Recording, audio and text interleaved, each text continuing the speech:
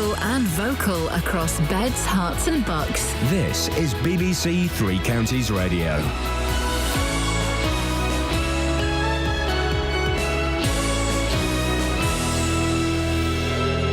It's 6 o'clock, I'm Lee Agnew. The headlines: drivers unhappy with the new Black Cat roundabout, man in court over death on a Watford golf course, and victory for Lewis Hamilton at the Bahrain Grand Prix. BBC Three Counties Radio. Motorists are criticising changes to the Black Cat roundabout on the A1 in Bedfordshire.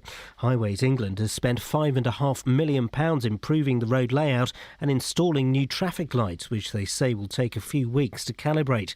But drivers say it's done nothing to ease congestion. We got a shop just round the corner, and whenever we come up in the morning or afternoon, it's exactly the same as it was before. I don't think it's improved at all. I say sack the planner. We're going through it tonight. It's exactly the same as it was 6 months ago, 8 months ago. No improvement at all. Traffic needs to be taken over it with a flyover. A man is due to stand trial today accused of killing another man at a golf club in Watford. 64-year-old Terry Hutchinson died 3 days after the alleged assault at the Casselbury Park course last May. 51-year-old John Harrington from High Street in Redbourne has pleaded not guilty to manslaughter. European foreign ministers are meeting today to discuss the record number of migrants attempting to reach Europe from North Africa. Up to 700 migrants are feared drowned after their boat capsized off the coast of Libya on Saturday night. Leonard Doyle from the International Organisation for Migration says something has to be done to stop innocent people dying. This is a very difficult problem because however you look at it, there's another problem right behind it.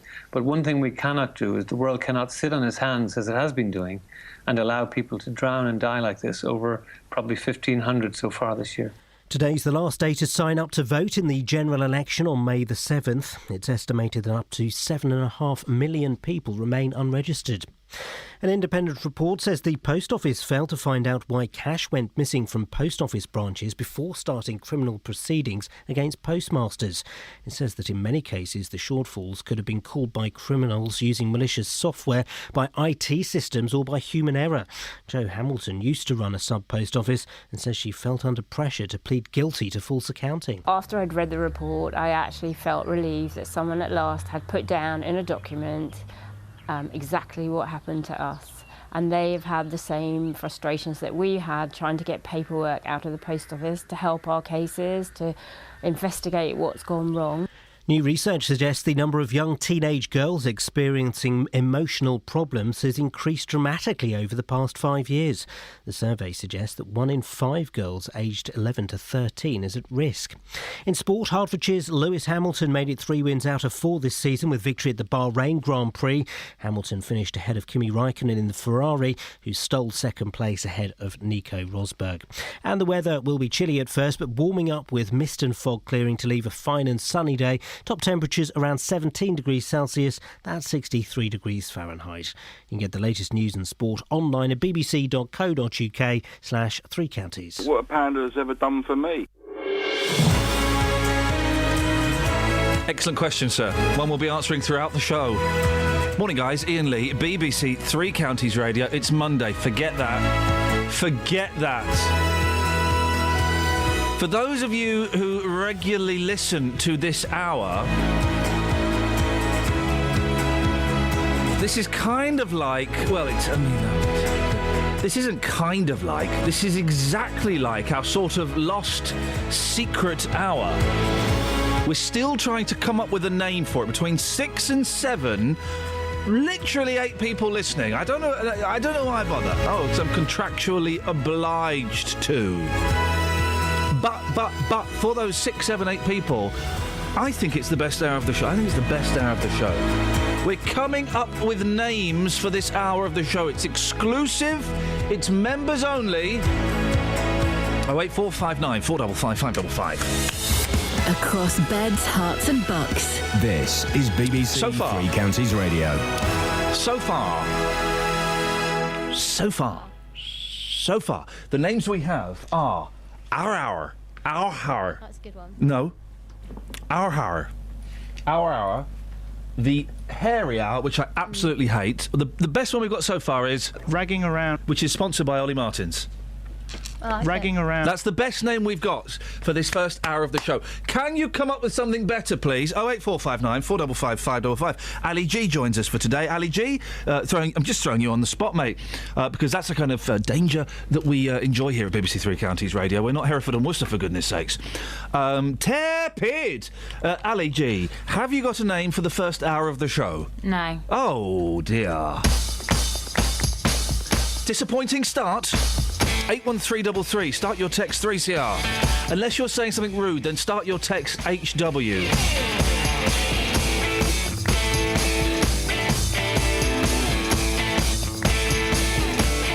Ragging around. Feelers keep a dealing, fees will keep a feeling, holes will keep a holding, junkies keep scoring, traders on a meat track, surgeons full of hunchbacks, bitches keep a bitchin', clap just keeps a itchin', ain't no use in playing, that's the way staying, baby. Johnny is so crazy, he's always got a line for the leader. Get your rocks off, honey. Shake 'em now, get 'em off downtown. Get your rocks off, honey. Shake 'em now, get 'em off downtown.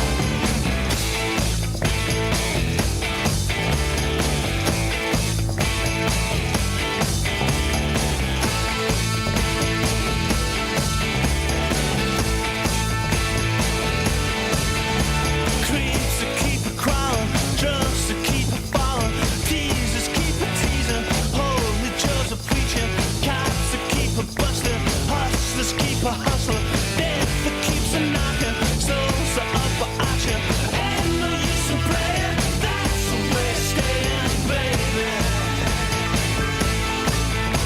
Johnny is so crazy, he's always got a line for the lady. Get your rocks off, honey.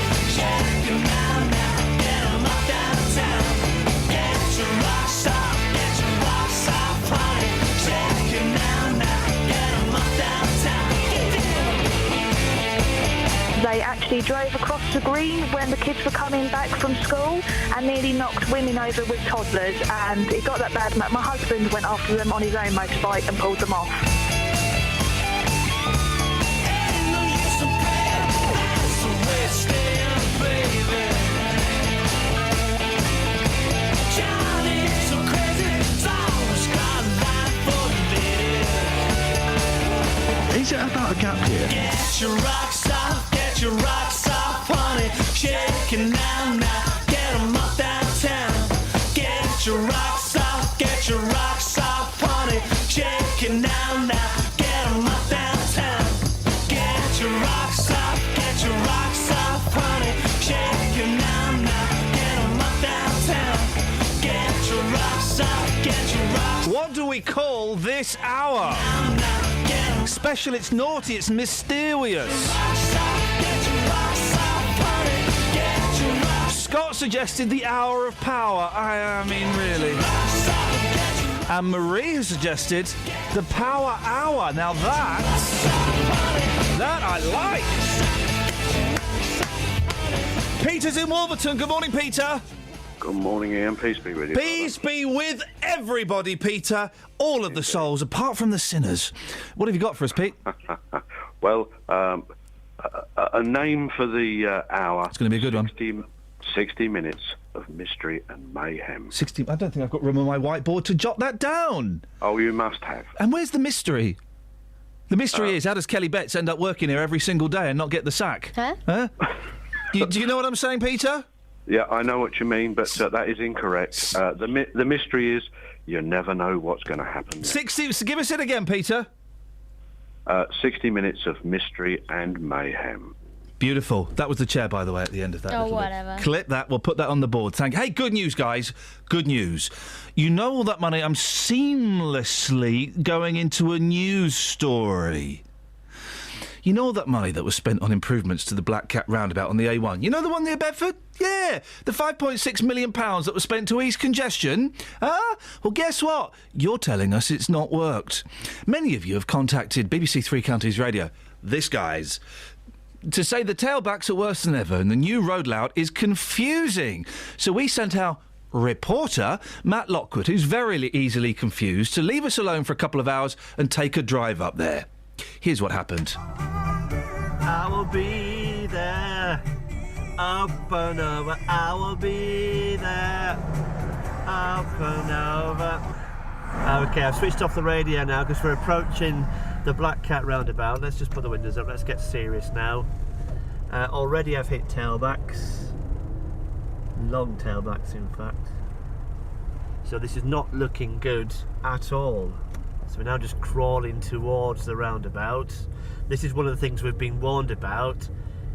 They've made these improvements, the Highways Agency, to the roundabout, but yet the tailbacks are worse than ever. I'm trying to drive and talk at the same time. It's not my forte, but I'll give it a go. We've also heard that the road layout is confusing. Starting route to Bedford.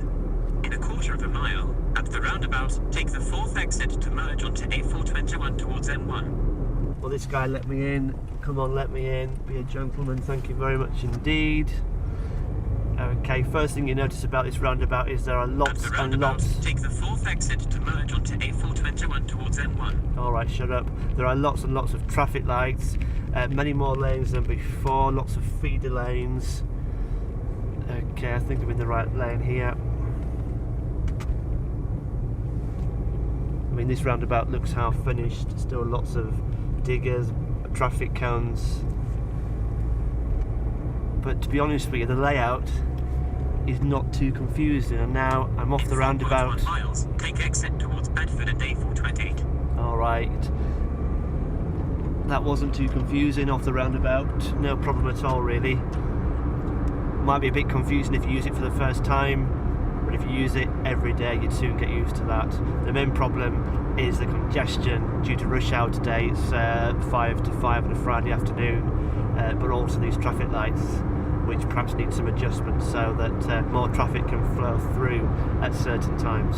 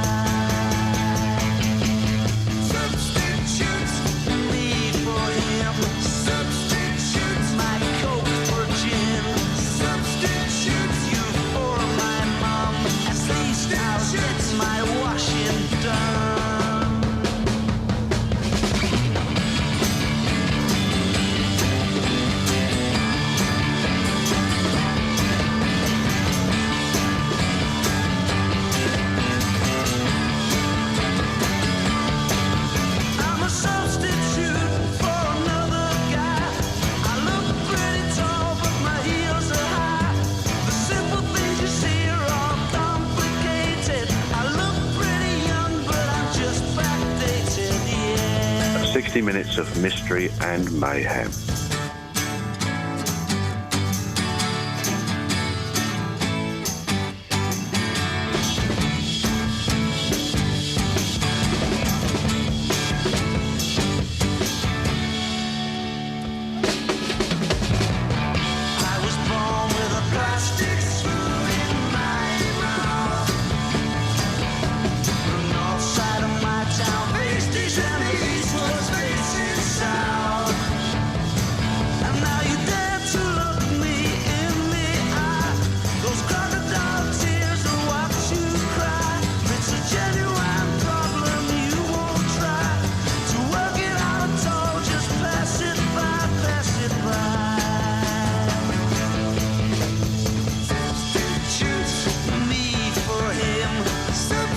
Substitute my coke for gin. Substitute you for my mum.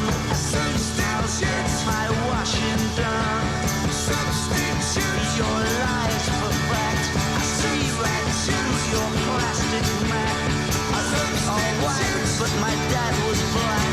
My substitute is really made out of sack. Travel news for beds, cards and bugs. BBC Three Counties Radio. In Hoddesdon on the A10 southbound, it's been closed between the Harlow turnoff and the A10 link road for the Hoddesdon roundabout because of an accident involving 3 vehicles. In Buckingham, it's looking a little bit slow on the speed sensors around the roadworks at London Road at the total roundabout. And in Neaston on the North Circular Road, it's starting to build up between the M1 at the Staples Corner flyover towards Wembley. Looking at the CCTV cameras on the M1 and the A1M, it is looking a little foggy, so visibility could be a problem for driving on the motorway this morning. And on the trains, London Midland have a replacement bus between St Albans Abbey and Watford Junction because the train's broken down. And on the Jubilee line, it's suspended between Stanmore and Wembley Park. Samantha Bruff, BBC Three Counties Radio. Well, go on, Sammy. Oh, yeah, and to you. What happened? What happened? When? Last today. Oh, The weekend. I went to the park. It was lovely, thank you. And you? No, we didn't go together. No, what did you do this weekend? None of your business, blimey. Where did she get off? A nosy mare. What did you do, sweetie? None of your business. 6:17. The phone in this morning is, what happened?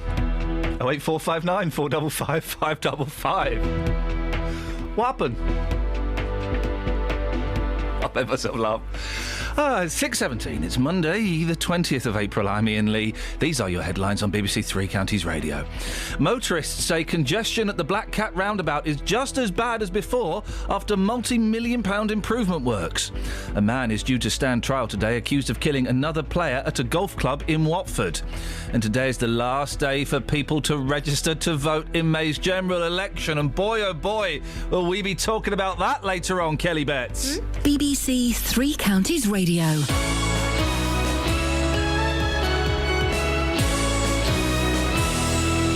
As the general election gets closer, we want to know what you really think. Sometimes it gets a bit boring, I think. But we kind of feel like nothing changes. Parliament really needs a good shake-up. We're holding a number of debates across Beds, Herts and Bucks, focusing on the biggest issues. The national health, I think that's a big concern at the moment. Immigration, probably. I think education more than anything. If you'd like to take part and have your say, you can register your interest right now. Email 3cr@bbc.co.uk or call 08459 455 555. I always do the vote because I think it's my right to vote. Election 2015 on BBC Three Counties Radio. 525,600 minutes. You like that one? I missed that. What happened? 08459 455 555. Horace? Hello, Iain. What happened? What happened? What happened? What happened? What happened? What's that? It's French, is it? What happened? What happened? What happened? And the same to you, Iain. What you got for us, Horace? Well, you know, you do a lot of yapping and... Sorry? You do a lot of yapping to get people, to encourage people to yap back to you, so I would call it the yappy hour. Oh, Horace! Horace! Oh, hang on, I'm writing that on the whiteboard. The yappy... Oh. You're in the lead so far. Hang on a second, hang on. Chris? Good. Yep. Chris, what do you reckon to Horace is the yappy hour? Sounds like you're happy. Yeah, exactly. I think that was the point, wasn't it, Horace? Well, it's a mixture of being happy and yappy. Yeah. Chris, you've got a suggestion. Now, listen, before you offer your suggestion, is it better or worse than the yappy hour? Just think very carefully. Well, it's partly a suggestion from Jonathan, so it's got to be better. OK, let's hear it. The Bish Bash Bosh Warriors. Oh. Hang on, Jonathan who? Jonathan Vernon Smith. When has he called us the Bish Bash Bosh Warriors? He didn't. He was going on about your bish bash bosh and then get on with the grouting the other day, wasn't he? Yeah. Oh, I've got to sort my clips out because I don't know where all my clips are. There is a clip of Jonathan Vernon Smith talking. Jonathan Vernon. No, hang on. Is this it? Jonathan Vernon. No, Jonathan Vernon Smith. Hang on. Can't sex sometimes just be about bish bash bosh, let's get on with the grouting? The Bish Bash Bosh Warriors, they're both on the... Chris and Horace, I'm thinking of getting little laminated membership cards made up for people that listen to this hour, because figures have shown that up to as many as 9 people listen between 6 and 7. Chris, would you like a little laminated membership card? I'd love one, thank you. Horace, would you like one? Yeah, nothing could be better. They're gonna... Sorry? Nothing could be better. They're going to work out at about £25 each. Are you OK with that? A little bit more than that. That's a bit cheap, I think. Beautiful. 35? That's 75. Chris, you OK for that? Twice the price. If you could drop the money off in the plain brown envelopes to BBC Three Counties Radio, The Bins, Luton.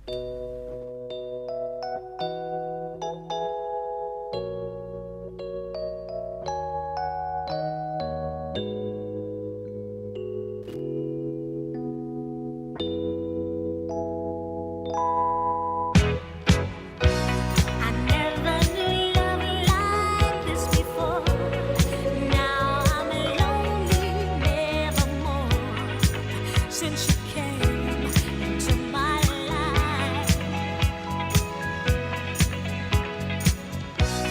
you are my love like the sun, and I'll never let you go.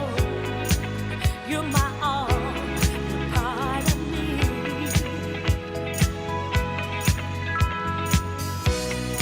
Once I was lost and now found. Turn my world around. When I need, I call your name. 'Cause I never knew love like this before. Open my eyes, 'cause I never knew love like this before. What a surprise, 'cause I never love like this before. What happened?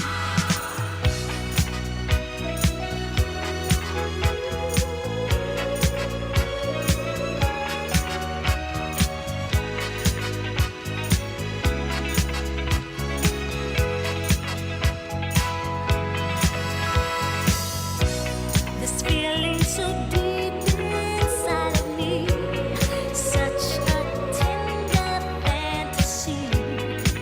You're the one I'm living for.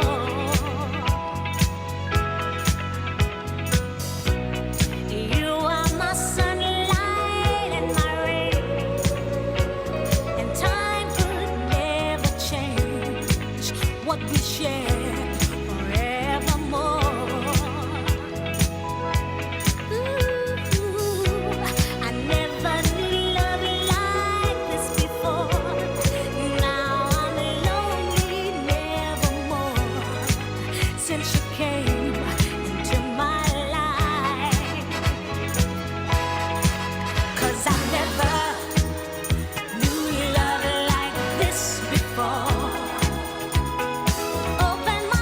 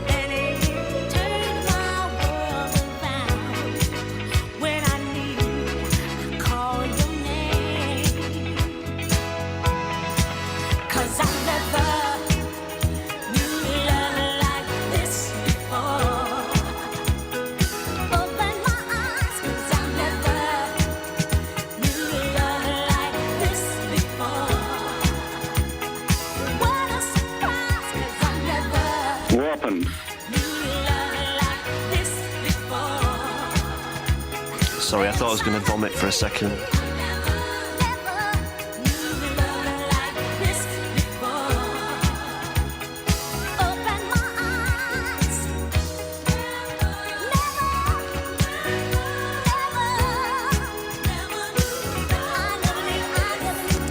That was a lady, and she was singing a song.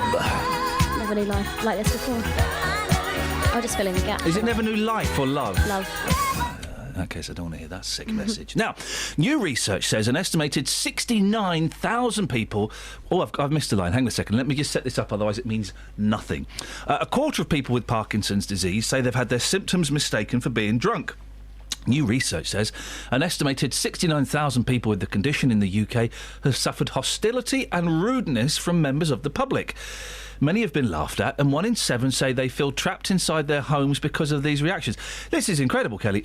Just for those who don't know, I'm sure most people do, Parkinson's disease, what is it? How common is it? It's a progressive neurological condition. It's caused by the lack of a chemical in the brain called dopamine.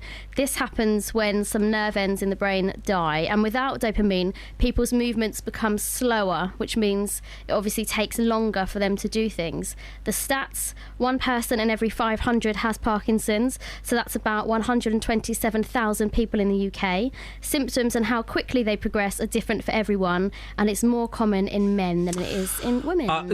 Michael J. Fox, of course, famously, it's tend to be associated, as I'm sure you're aware, with older people, but younger people like Michael J. Fox, perhaps the most famous Parkinson's sufferer. There's not a cure for it, is there? No, there's not. We don't actually know why people do get the condition, but drugs and treatments are available to manage many of the symptoms. So you can get supported treatments like physiotherapy or occupational therapy, medication, and in some cases surgery. But some people may not need any treatment during the early stages of Parkinson's disease, as sometimes the symptoms are mild. So why are we talking about today? What's happened today? So Parkinson's UK say that over 500,000 people with the disease in the southeast have experienced rudeness from members of the public. So people who don't realise that they have Parkinson's have been treated badly. So if they're trying to get money out at cash points, people have tried to hurry them along because they think that they're being slow for no reason. Oh dear. You know. And later you'll be speaking to Tom from Hertfordshire. He has Parkinson's disease and says his symptoms have been mistaken for drunkenness. Oh, that's horrible. One of my greatest shameful moments was when I was before my mum got diagnosed with MS. I was about 14, and a woman phoned up for my mum, and she sounded K-Lied. She sounded absolutely drunk. And I said, "Oh, Mum, there's a drunk woman on the phone for you." She went, "Oh, who's that?" And she came back, she went, "Oh, no, that's Carol. She's got MS." And it was her slur. I felt terrible. Of course, my mum's got it now. But the thought of someone... if you... So why would you shout at someone at a cash machine because they're, taking a bit of time and they're a bit wobbly? It's Anyway, if that's happened to you, if you have any instances of that, 08459 455 555. Let's get some trav. Travel news for beds, cards and bugs. BBC Three Counties Radio. In Hoddesdon on the A10 southbound, there's been an accident between the Harlow turnoff and the Hoddesdon roundabout, so all the lanes have reopened, but there are delays slightly through that stretch. In Bricketwood on the A405 North Orbit Road, that's looking slow at the M25 junction 21A roundabout, and it's also looking busy on the North Circular Road between the M1 at the Staples Corner flyover and Wembley. On the train to London Midland, have a replacement bus between St Albans Abbey and Watford Junction because a train broke down, and on the Underground there are severe delays between Stanmore and Wembley Park because of a signal failure earlier. Samantha Bruff, BBC Three Counties Radio. Sammy, thank you. Getting some very strong and some not so strong suggestions for what we can call this hour. Scott suggested the Scat Pack. We don't play jazz though, Scott. I don't understand why that would... I can't stand jazz music. Darren says the Secret Service. Paul says the Valen Hour. Anthony says the Hour of Death. I mean, well, that's... I mean, blimey.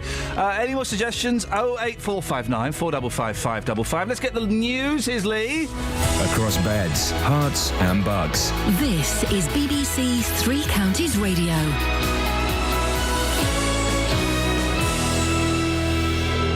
Past 6, I'm Lee Agnew. The headlines: motorists are criticising changes to the Black Cat roundabout on the A1 in Bedfordshire. Highways England has spent £5.5 million improving the road layout and installing new traffic lights, which they say will take a few weeks to calibrate. A man is due to stand trial today accused of killing another man at a golf club in Watford. 64-year-old Terry Hutchinson died 3 days after the alleged assault at the Canterbury Park course last May. And today is the last day to sign up to vote in the general election on May the 7th. It's estimated that up to 7.5 million people remain unregistered. The weather will be chilly at first, but warming up with mist and fog clearing to leave a fine and sunny day. Top temperatures around 17 degrees Celsius, 63 degrees Fahrenheit. Three Counties Sports. BBC Three Counties Radio. Hertfordshire's Lewis Hamilton has extended his lead at the top of the Formula One Drivers' Championship with victory at the Bahrain Grand Prix.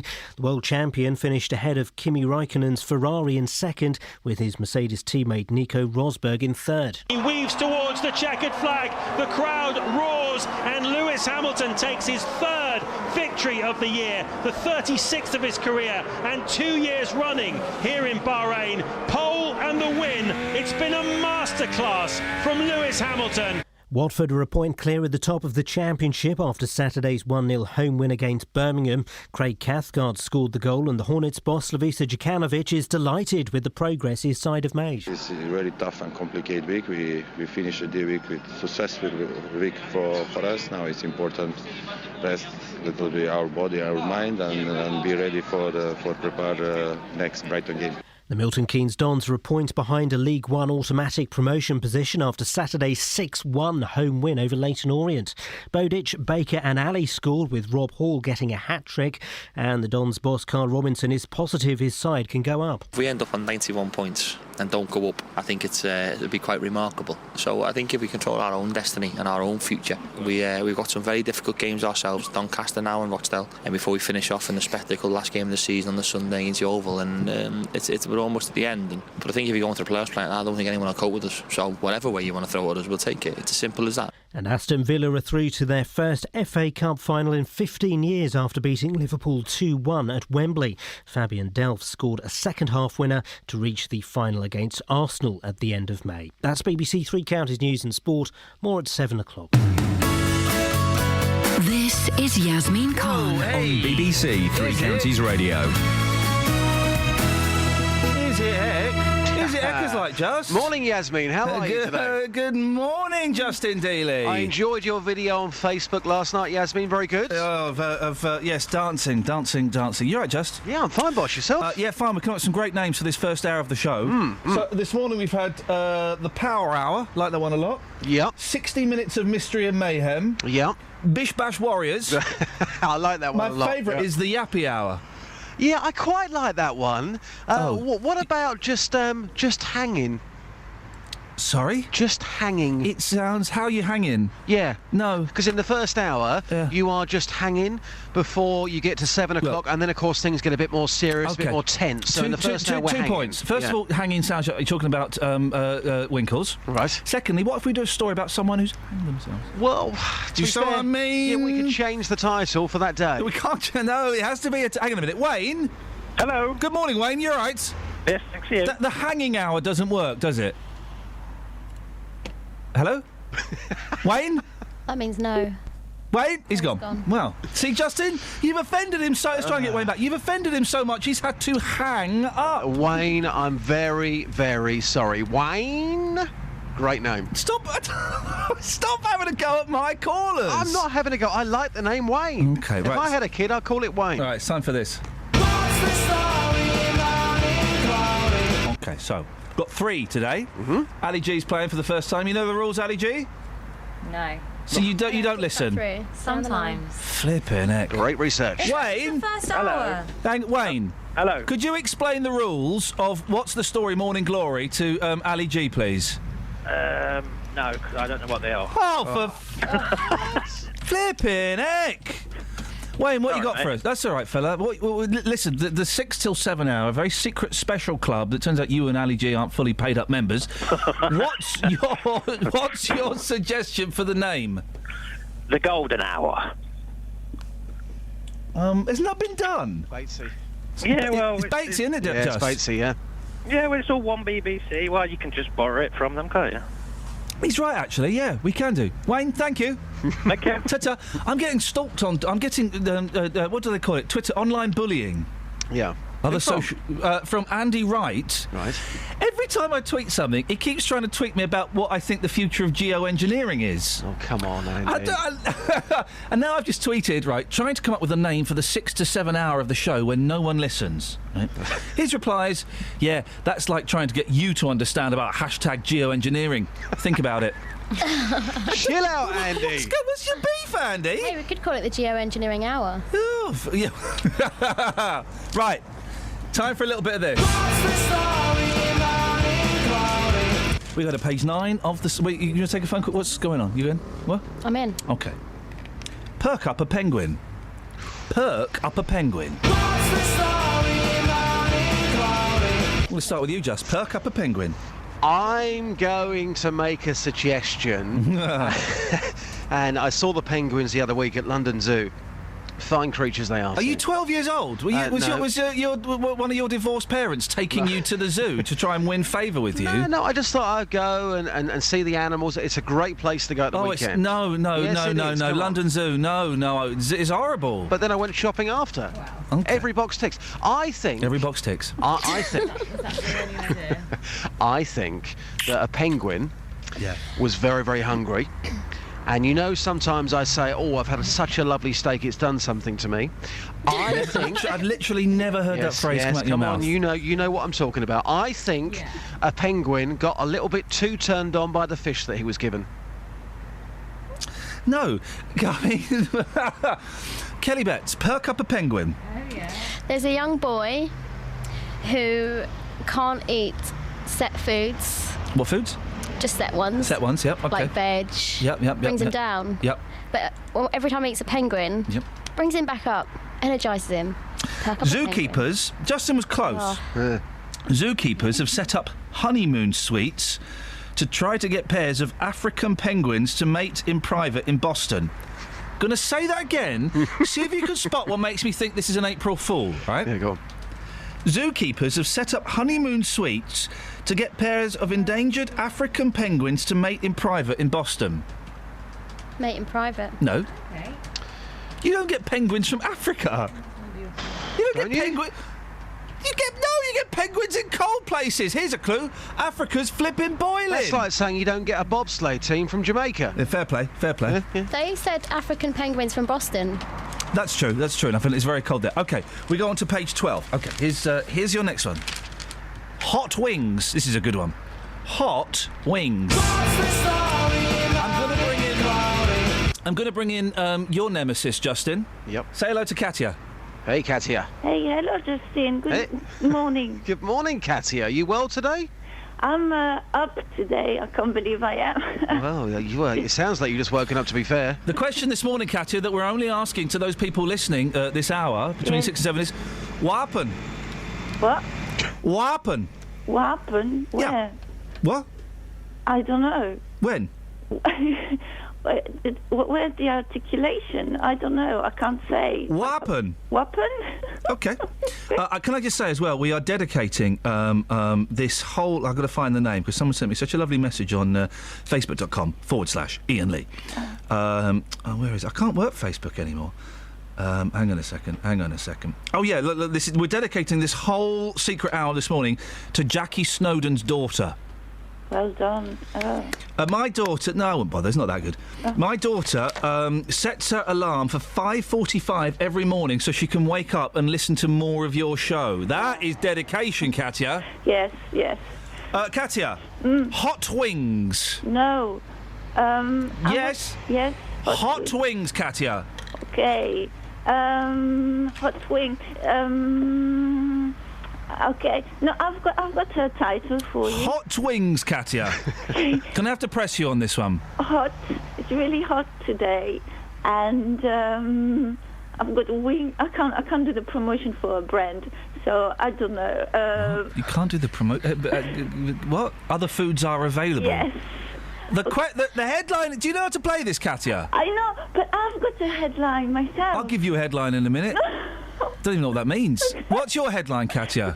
Okay. It's Iain behind you. Sorry? Yes. Iain behind you. Eel behind you? Yes. Like as in an eel? Like a panther, eel behind you, and like an eel, yes, E-E-L. Why would you say those words in a sentence? I don't... Well, that's the title for the... What do you mean? For what? For the... What? If you're listening to this on the podcast and you've got any idea what she's talking about, people will in like 200 years' time, after the war, this will be the only recording of radio from the 21st century they'll be able to find, and they'll go, boy, oh boy, no wonder those people made themselves extinct. Eel behind you. Yes. Thanks for calling, Katya. Oh, do you know what? I mean, I've got a tragic ending to this. I saw a documentary about a month ago. It was in Japan, and the chef in this particular restaurant wasn't very popular, so they got the chef drunk. Yeah. And what they did, they put an eel down his pants. No, and he didn't. passed out. Yep, he passed out, and the eel managed to get up his backside, and it bit into him, and the chef was killed. Why did he have to tell us that? Eel behind you. But that's not the headline. The headline is Hot Wings. I've got no idea what Katya was on about. Again, listeners in the future, I'm so sorry. This was that was one of the best bits of this week's show. Flipping heck. Well, listen, you don't play around with eels. Hot Wings. You got 44 seconds, Justin. Okay, Hot Wings for me. This is about a bird who has flown into the sun. Oh, he's not far off, Kelly. Bird on fire. Yeah, I'm going to give that to Kelly.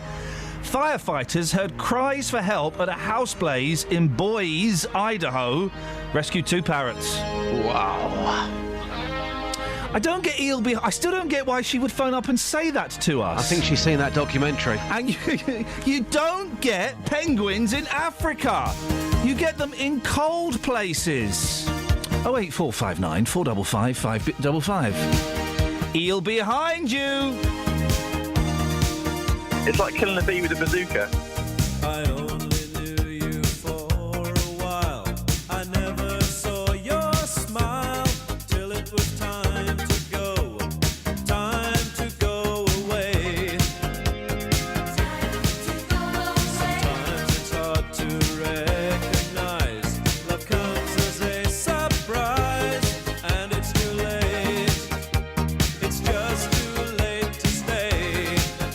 Too late to stay.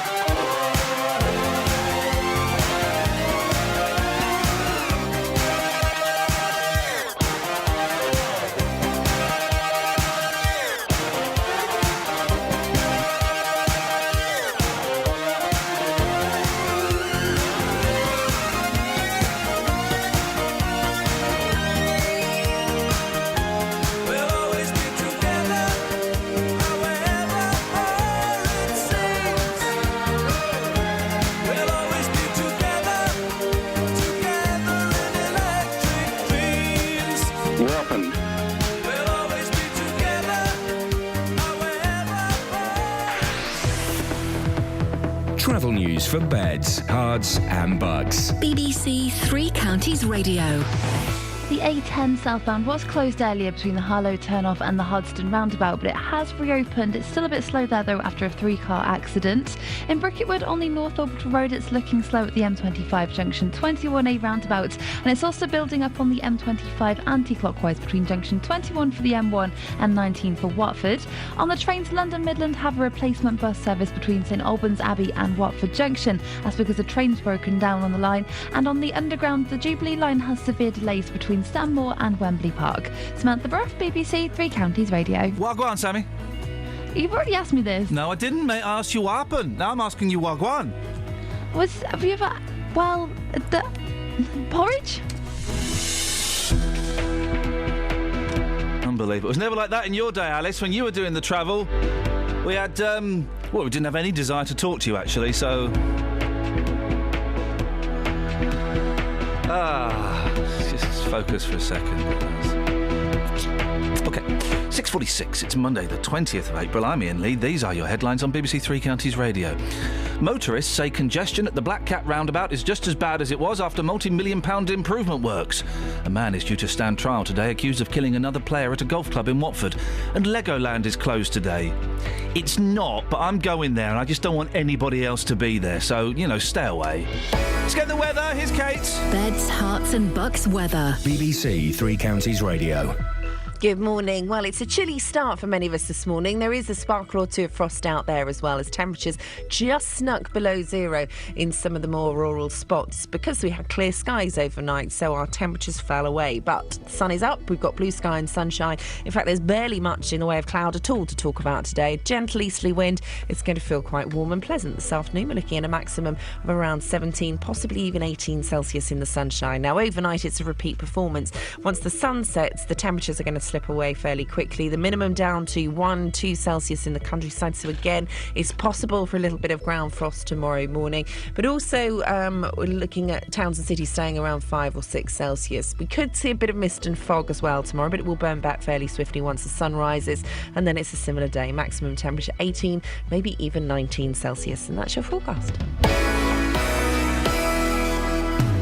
Call 08459 455 555. BBC Three Counties Radio. Justin, stay there. Good morning.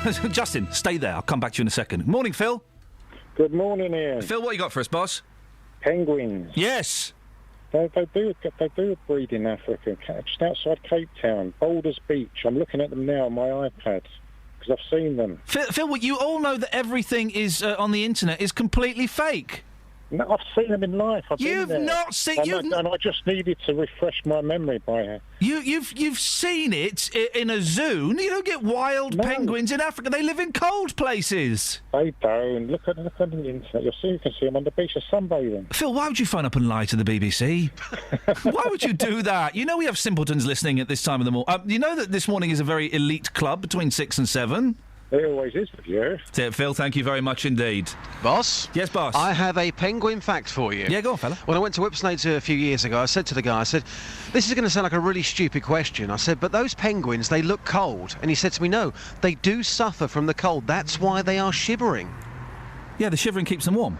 Well, I don't know if it keeps them warm, but penguins do get cold. What do you think shivering is for? I don't know, you tell me, scientist. Well, no, OK, but what do you think... shivering it. What do you think? Well, I think shivering is when you're feeling cold. Right, so and what's it's it just for? A natural reaction. Yeah, and what's it? The thing is, all natural reactions, OK, if we trace them back, Justin, they've all got a reason for existing. Our body doesn't do anything. Yeah. Apart from producing an appendix, it doesn't do anything that we don't need it to do or haven't needed it to do at some point in our evolution. So you're saying when you shiver, it makes you warmer? Yes. Well, it's never worked for me. Well, no, but if you didn't shiver, you'd be colder. No, don't go for that. What do you think goosebumps are? Goosebumps are when you get cold and it's a natural reaction. Yeah, and it's to keep you warm. What do you think sweat's for, Just? Sweat is to cool you down. Thank you, sir. But shivering's never worked for me. Sweat I get, shivering never worked. OK, well, time... Oh, hang on a second. I've completely muffed this up now. Here we go. One more of these. Snap out of it. Snap out of it. You'll identify with this one, Justin. Okay, snap. Snap out of it. Snap out of it. Is this got something to do with a argument? An argument has kicked off over a game of snap. Somebody has snapped and they've laid somebody out.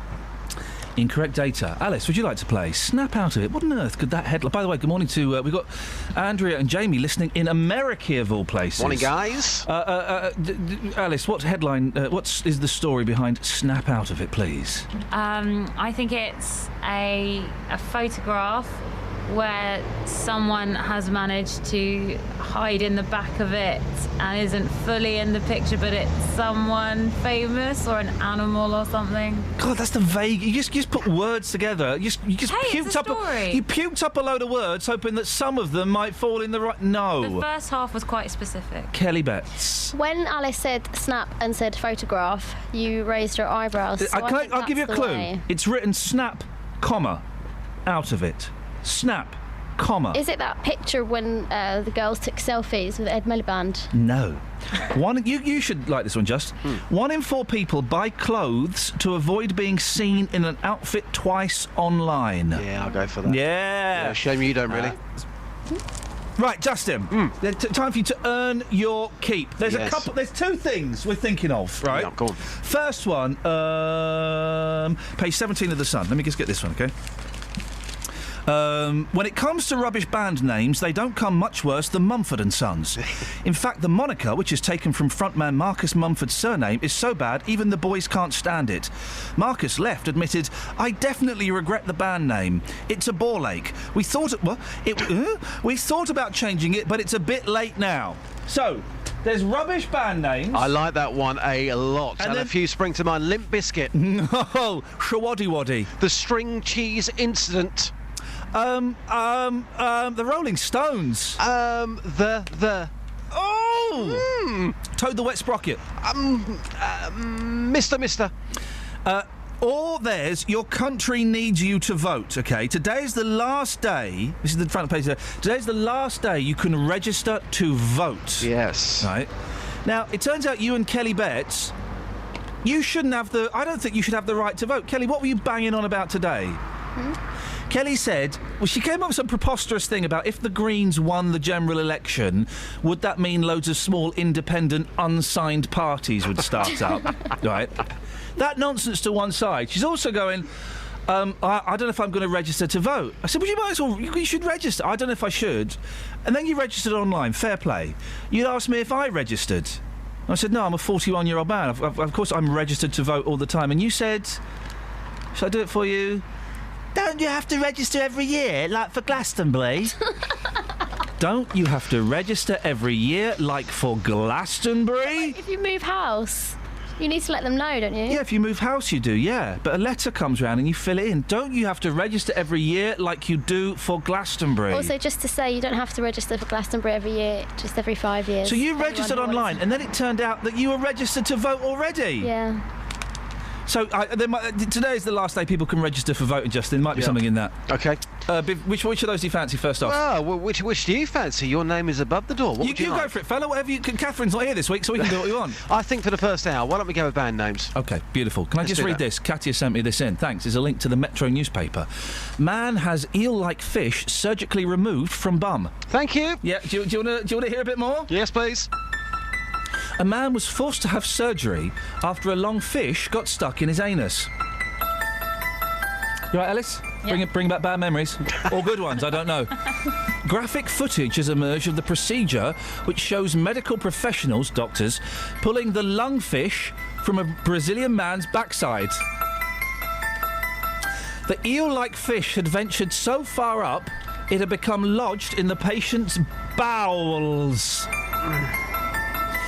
People can be heard laughing and gasping in amazement as the operation nears an end. Nears an end, oh. A number of people have phone cameras out at the ready to capture the moment the creature is pulled free. Justin, you started that. I did.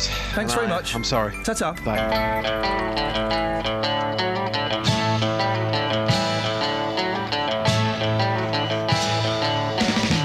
Local rock group down the street is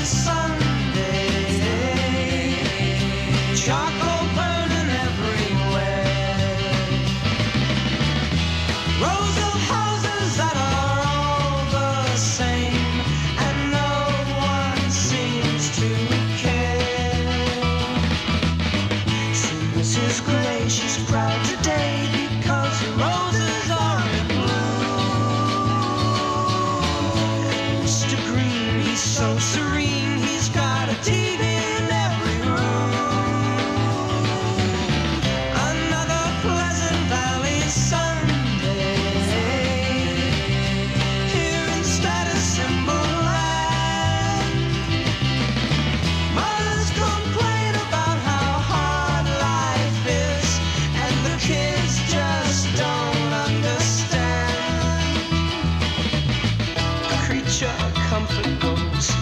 They only know my soul, make it hard for me to see. My thoughts all seem to stray to places far away. I need a change of scenery.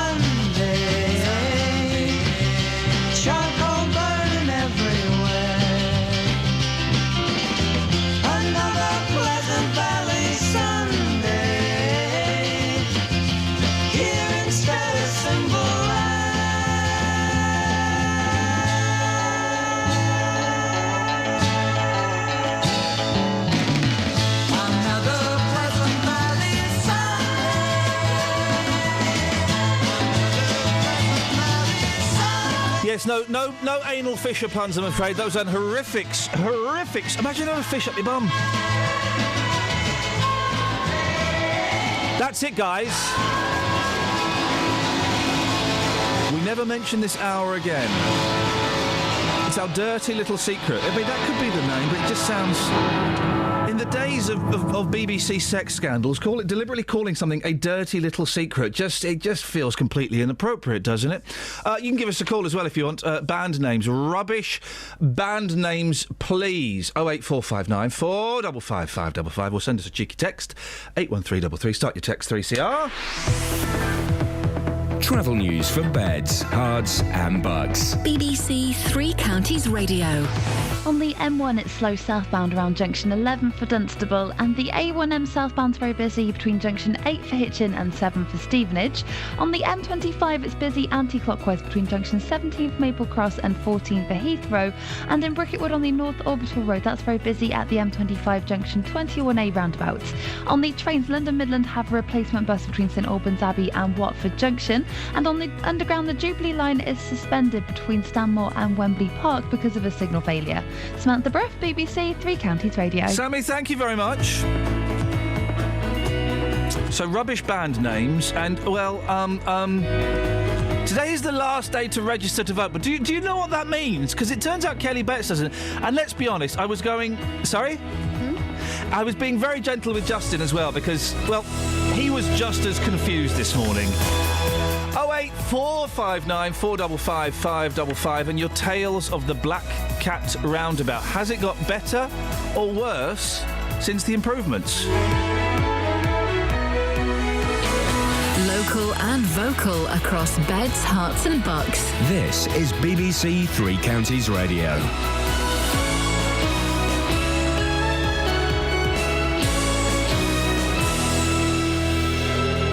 It's 7 o'clock, I'm Lee Agnew. The headlines: drivers unhappy with the new Black Cat roundabout, man in court over death on a Watford golf course, and victory for Lewis Hamilton at the Bahrain Grand Prix. BBC Three Counties Radio. Motorists are criticising changes to the Black Cat roundabout on the A1 in Bedfordshire. Highways England has spent £5.5 million improving the road layout and installing new traffic lights, which they say will take a few weeks to calibrate. But drivers say it's done nothing to ease congestion. We got a shop just round the corner, and whenever we come up in the morning or afternoon, it's exactly the same as it was before. I don't think it's improved at all. I say sack the planner. We're going through it tonight. It's exactly the same as it was 6 months ago, 8 months ago. No improvement at all. Traffic needs to be taken over it with a flyover. A man is due to stand trial today accused of killing another man at a golf club in Watford. 64-year-old Terry Hutchinson died 3 days after the alleged assault at the Canterbury Park course last May. 51-year-old John Harrington from High Street in Redbourne has pleaded not guilty to manslaughter. European foreign ministers are meeting today to discuss the record number of migrants attempting to reach Europe from North Africa. Up to 700 migrants are feared drowned after their boat capsized off the coast of Libya on Saturday night. Leonard Doyle from the International Organisation for Migration says something has to be done to stop innocent people dying. This is a very difficult problem because however you look at it, there's another problem right behind it. But one thing we cannot do is the world cannot sit on its hands, as it has been doing, and allow people to drown and die like this, over probably 1,500 so far this year. Today's the last day to sign up to vote in the general election on May the 7th. It's estimated that up to 7.5 million people remain unregistered.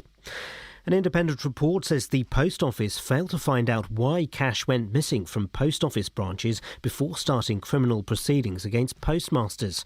It says in many cases the shortfalls could have been caused by criminals using malicious software, by IT systems or by human error. Jo Hamilton used to run a sub-post office and says she felt under pressure to plead guilty to false accounting. After I'd read the report, I actually felt relieved that someone at last had put down in a document exactly what happened to us, and they've had the same frustrations that we had trying to get paperwork out of the post office to help our cases, to investigate what's gone wrong. New research suggests the number of young teenage girls experiencing emotional problems has increased dramatically over the past 5 years. The survey of more than 1,600 school children suggests that 1 in 5 girls aged 11 to 13 is at risk. In sport, Hertfordshire's Lewis Hamilton made it 3 wins out of 4 this season, with victory at the Bahrain Grand Prix. Hamilton finished ahead of Kimi Raikkonen in the Ferrari, who stole second place ahead of Nico Rosberg. And the weather will be chilly at first, but warming up with mist and fog clearing to leave a fine and sunny day. Top temperatures around 17 degrees Celsius, that's 63 degrees Fahrenheit. You can get the latest news and sport online at bbc.co.uk/3 counties. Thank you, Lee.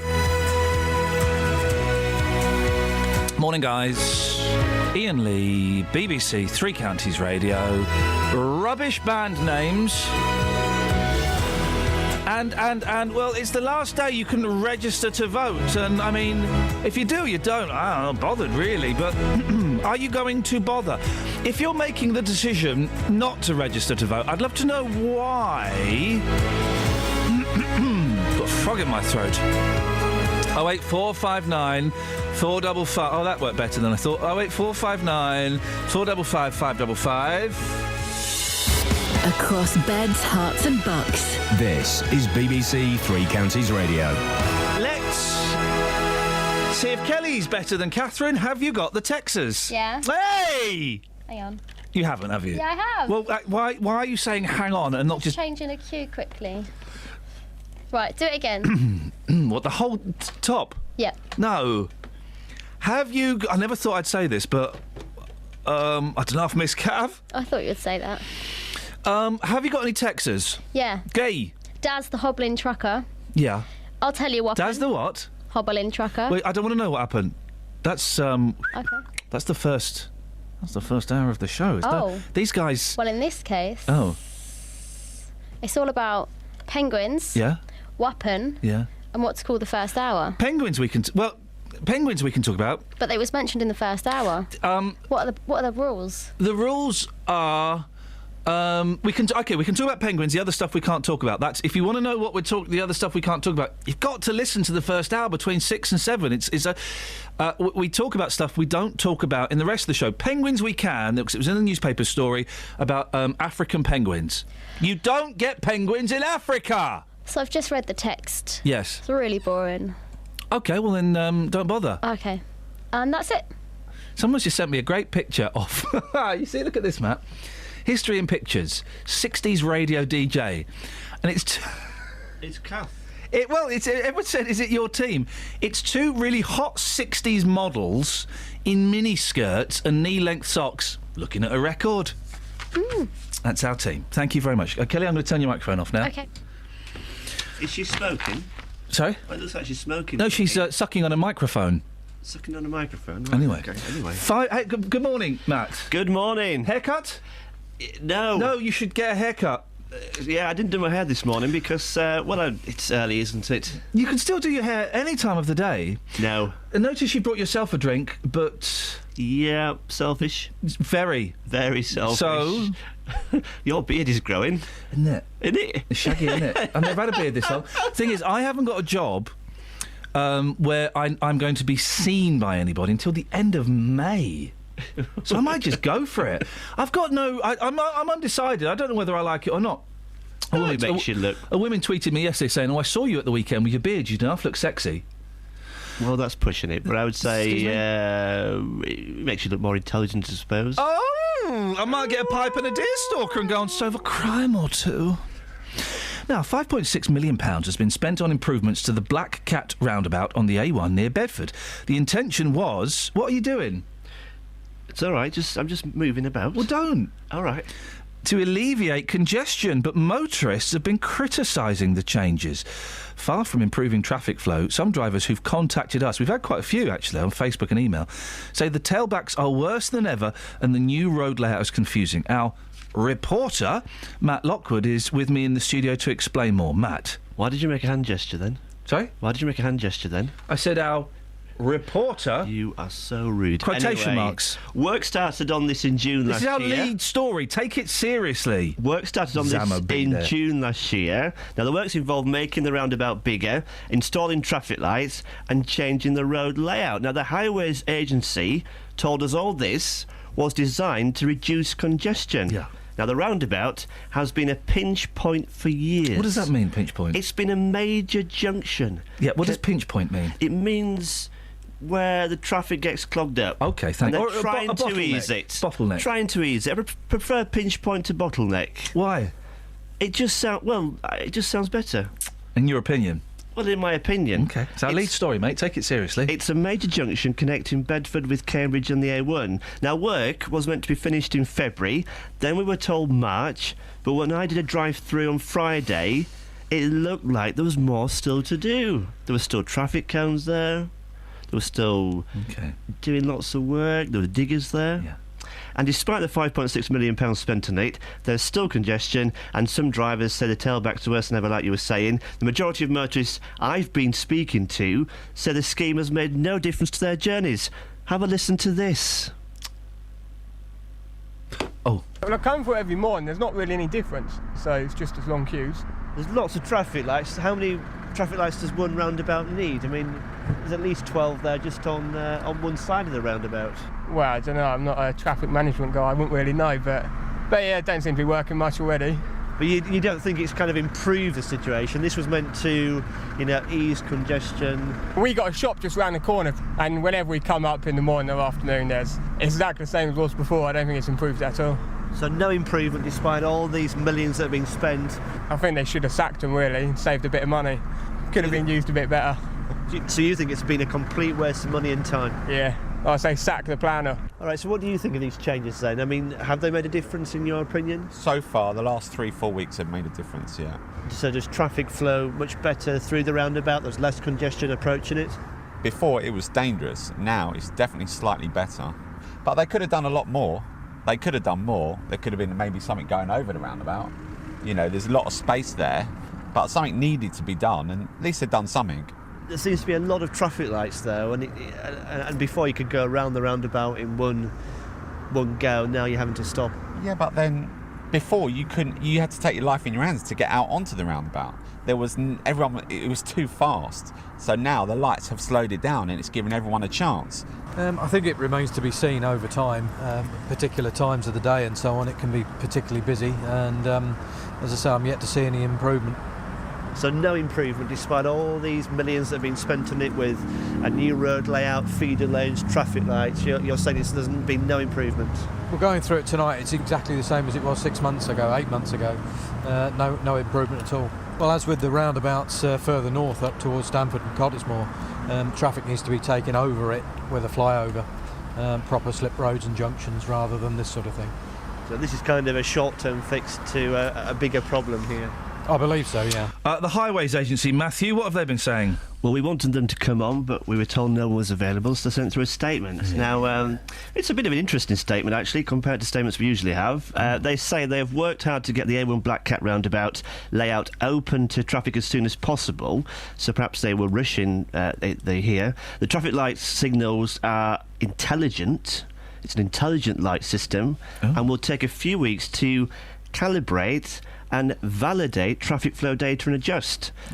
They'll remain on site to check the traffic lights are working with the flow of traffic.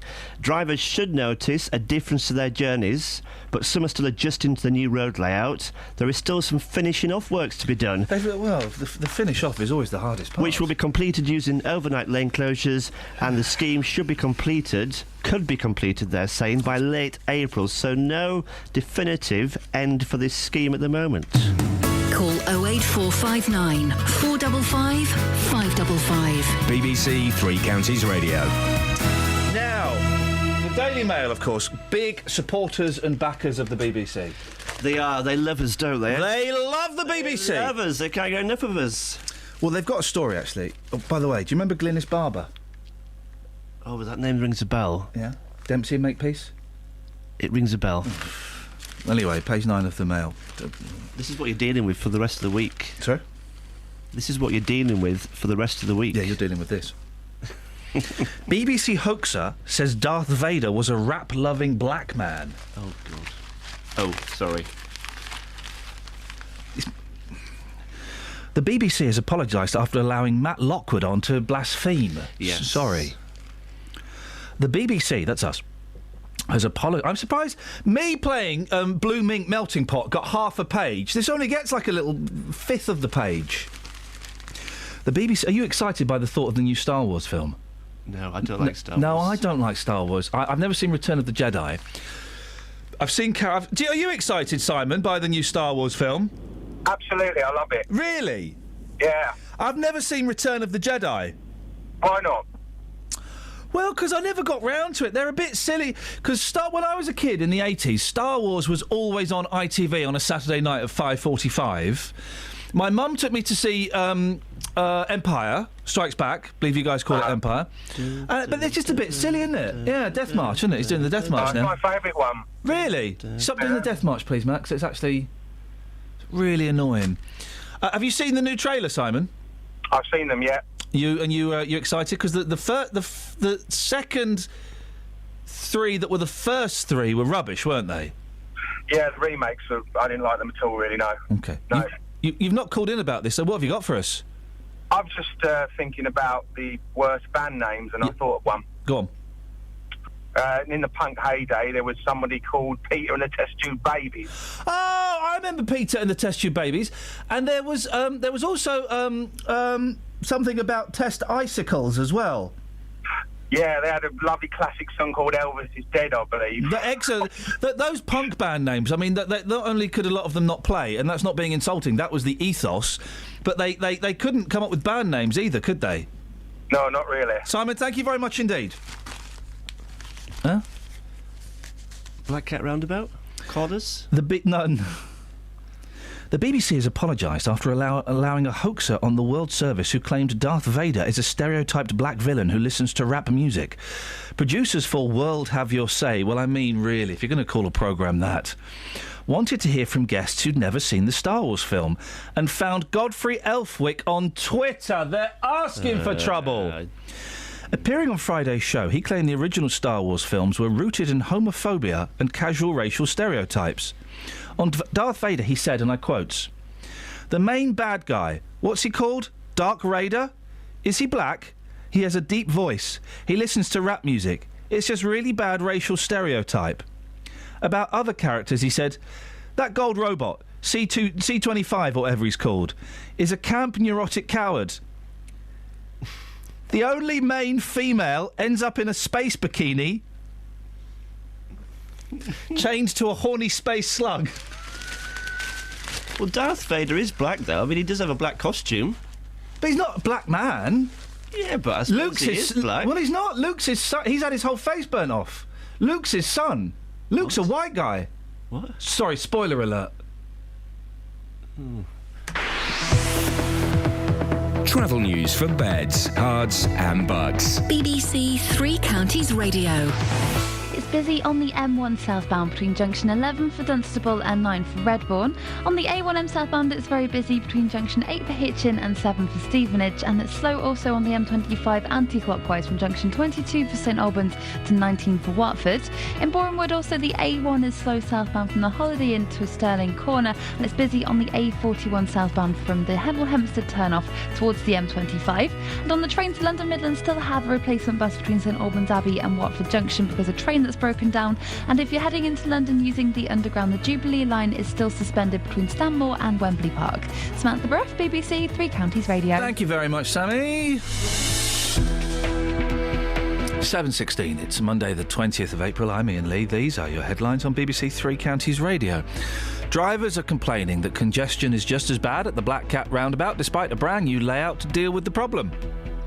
A man accused of killing another player at a golf club in Watford is due to stand trial today, and people wanting to vote in the general election have to register by the end of today. If you're not going to bother, could you let me know why? BBC Three Counties Radio. 08459 455 555.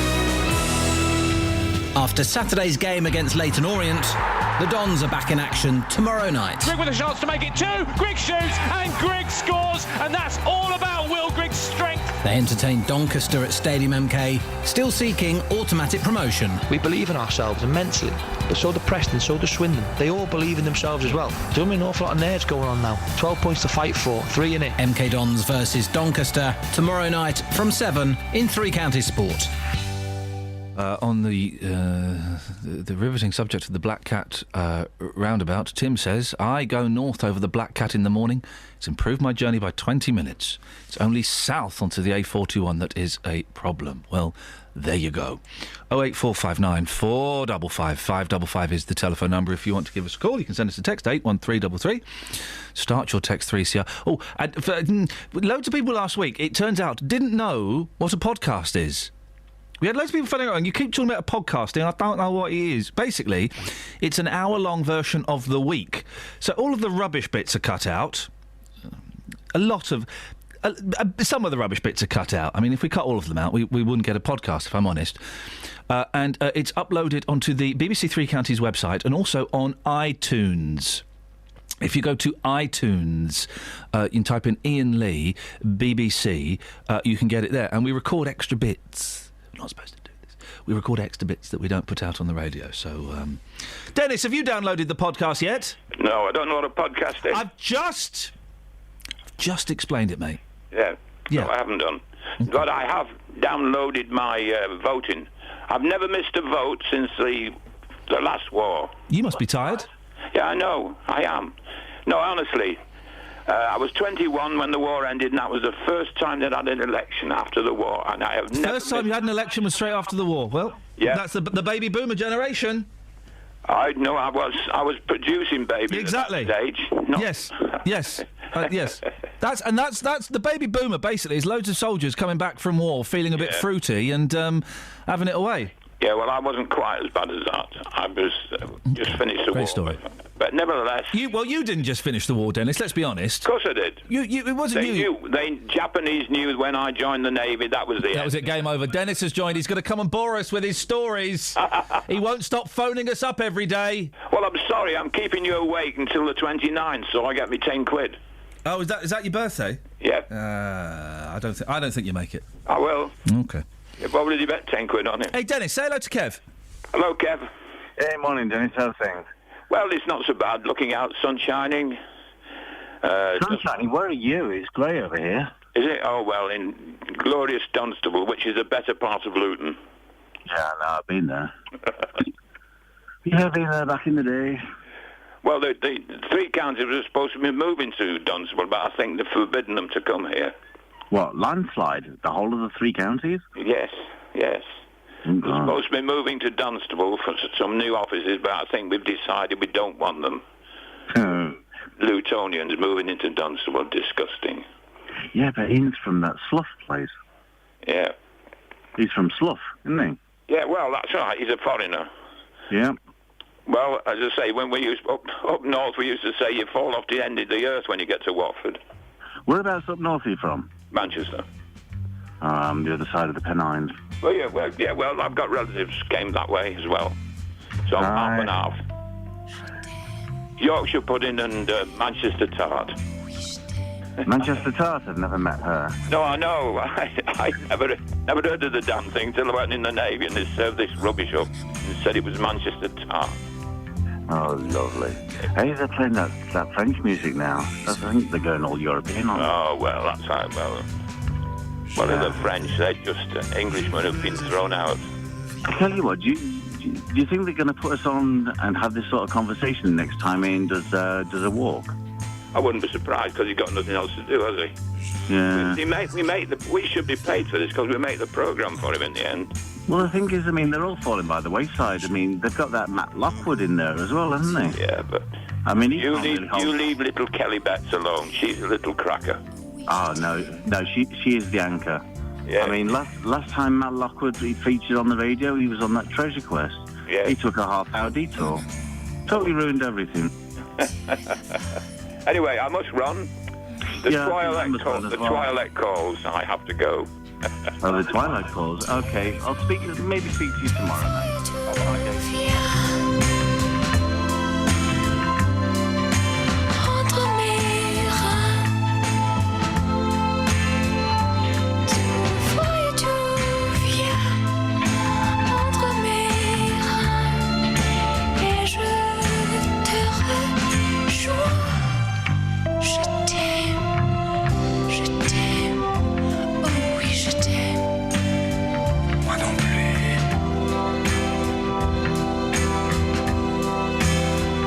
Team Iain Lee, BBC Three Counties Radio. Now, we're talking about Parkinson's this morning and how a quarter of people with Parkinson's disease say they've had their symptoms mistaken for drunkenness. And people have even been... maybe I should be playing Je t'aime when I'm talking about... and people have even been, abused because people think that they're drunk or just, chances or something. And we're going to speak to Tom Isaacs, who's got Parkinson's, and he's the co-founder of the Cure Parkinson's Trust. And here's the thing. He's booked for now. He can't come on now because he's only woken up a little while ago. And I'm guessing, is that right, Alice? His Parkinson's is at its worst when he wakes up, is it? Yeah, that's right. And he has trouble speaking when he wakes up in the morning. So he's going to come on in an hour. We'll have settled down a bit by then with it. Imagine living like that. Imagine that kind of being a regular factor in your life. That you can't talk at certain times of the day. And maybe he didn't say, and we'll ask him. I don't know if he's going to take medication that will settle him down, or if it's just waking up is the problem or not. So we were going to talk to Tom now. We'll talk to Tom in an hour, and hopefully his speech will be a little bit better. But if you've been, this is research from that says an estimated 69,000 people with Parkinson's have suffered hostility and rudeness from members of the public, and many have been laughed at, and 1 in 7 say they feel trapped inside their homes because of these reactions. If that's happened to you, then do give us a call. 08459 455 555 is the telephone number, because well, it seems incredible that would be that people would laugh at things like that, doesn't it? Here's a weird one. Well, page 25 of The Sun is weird as, because it's, Ringo Starr was inducted into the Rock and Roll Hall of Fame. Why did you do that? I got beef with the Rock and Roll Hall of Fame. What's your beef? The beef is kind of is usual beef. They won't allow. They won't allow. Oh gosh. Oh dear. They won't allow that. No, well, they will allow that. They won't allow these guys in. They won't allow those guys in. Do it again. Sorry? Here they come. No, but not into... They won't allow the monkeys in. Right. Because the guy that runs it, Jan Wenner, is, a plum. But they've inducted Ringo into the Rock and Roll Hall of Fame. So that's exciting. Was he the last Beatle to be inducted? Are they all in there? I don't know. Oh. The other two are dead, mate, so I'm not sure they're not that bothered. But Joan Jett... was inducted into the Rock and Roll Hall of Fame by Miley Cyrus, and I quite like Hannah Montana. I quite like Miley Cyrus. I think her dad needs to take her to one side and and give her the love that she perhaps wasn't shown as a child. But she's inducted. She stood next to Paul McCartney and Joan Jett. And Paul McCartney's on that flipping bass guitar again. And she's got like a leather jerkin on. Jerkin is the right word. But the boobs are cut out. And her boobs are just hanging out there for all to see while she stood next to Joan Jett and Paul McCartney. Miley Cyrus rubs shoulders, it's not shoulders, with rock royalty and shows off her greatest hits. The racy singer, 22, wrote J Hearts on her nipples in tribute to Joan Jett. A woman was going to get my signature tattooed on her bum once. When I worked at another radio station, Absolute, that's the kind of trash that listens to that, she was going to get my name, my signature tattooed on her bum, and I said, no, don't do that. And then she sent me a picture of her bum, and she'd already had another worse presenter's name tattooed on there. So would you have to sign her bum first? I forbade her from doing it. You forbade her? I forbade her. Oh. It's a word, isn't it, forbade? I think it's a word, yeah, I forbade her.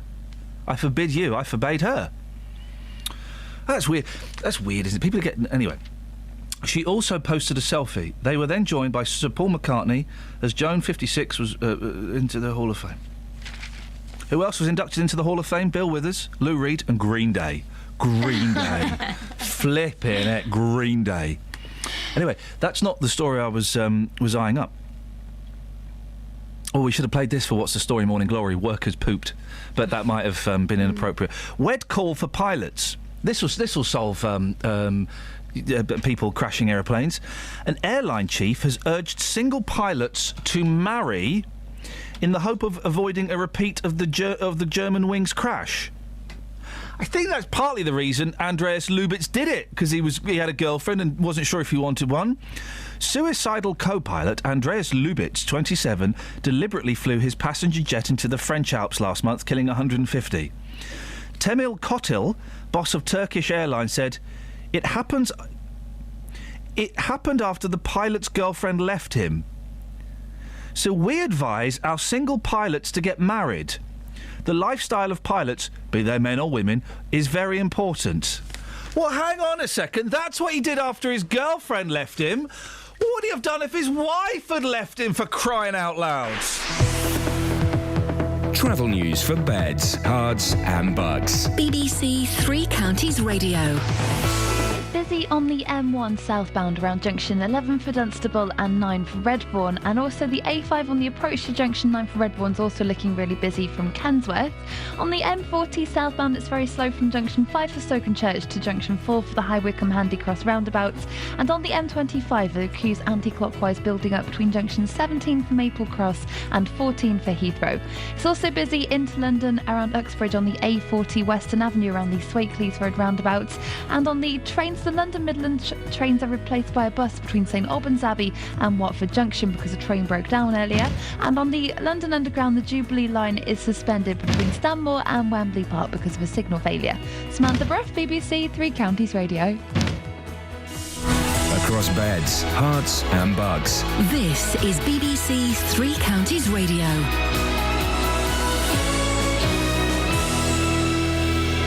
It's 7:30. I'm Lee Agnew. The headlines: motorists are criticising changes to the Black Cat roundabout on the A1 in Bedfordshire.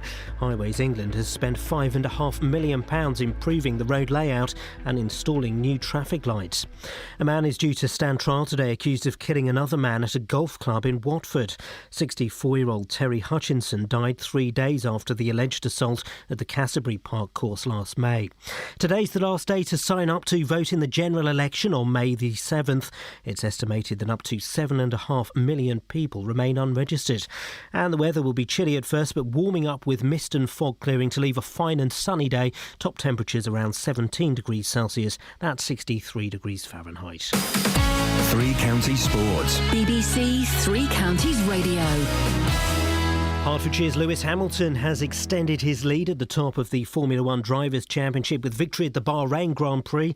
The world champion finished ahead of Kimi Raikkonen's Ferrari in second, with his Mercedes teammate Nico Rosberg in third. He weaves towards the checkered flag. The crowd roars and Lewis Hamilton takes his third victory of the year, the 36th of his career, and 2 years running here in Bahrain. Pole and the the win. It's been a masterclass from Lewis Hamilton. Watford are a point clear at the top of the Championship after Saturday's 1-0 home win against Birmingham. Craig Cathcart scored the goal, and Hornets boss Slavica Jokanovic is delighted with the progress his side have made. It's a very tough and complicated week. We finished the week with a successful week for us. Now it's important rest a little bit our body, our mind, and be ready for prepare the next Brighton game.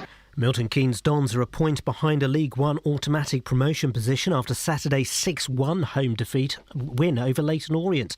Bowditch, Baker and Ali scored, with Rob Hall getting a hat-trick, and the Dons boss Carl Robinson's positive his side can go up. If we end up on 91 points and don't go up, I think it'll be quite remarkable. So I think if we control our own destiny and our own future, we've got some very difficult games ourselves, Doncaster now and Rochdale, and before we finish off in the spectacle last game of the season on the Sunday into Oval, and we're almost at the end. But I think if you're going to the players playing, I don't think anyone will cope with us. So whatever way you want to throw at us, we'll take it. It's as simple as that. And Aston Villa are through to their first FA Cup final in 15 years after beating Liverpool 2-1 at Wembley. Fabian Delph scored a second-half winner to reach the final against Arsenal at the end of May. BBC Three Counties News and Sport, more at 8 o'clock.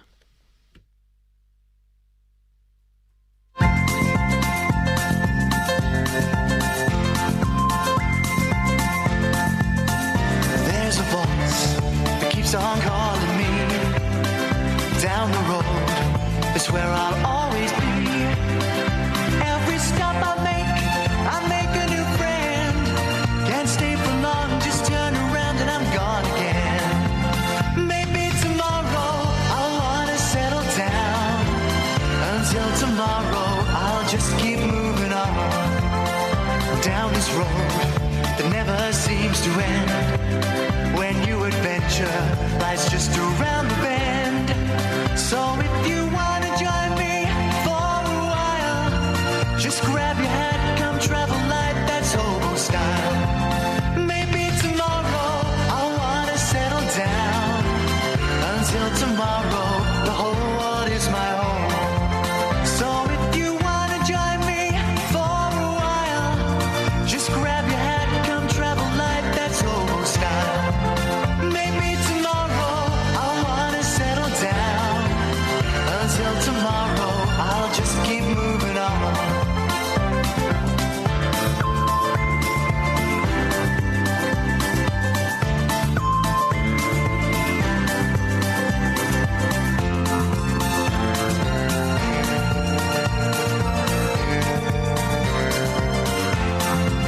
Maybe tomorrow I'll wanna settle down. Until tomorrow, I'll just keep moving on.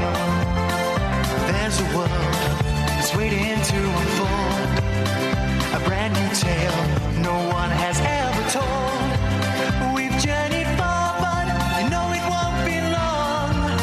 We're almost there and we paid our fare with a hobo song. Maybe tomorrow I'll wanna settle down. Until tomorrow, I'll just keep moving on. So if you wanna join me for a while, just grab your hat, come travel light, that's hobo style. Maybe tomorrow I'll find what I call home. Until tomorrow, you know I'm free to roll.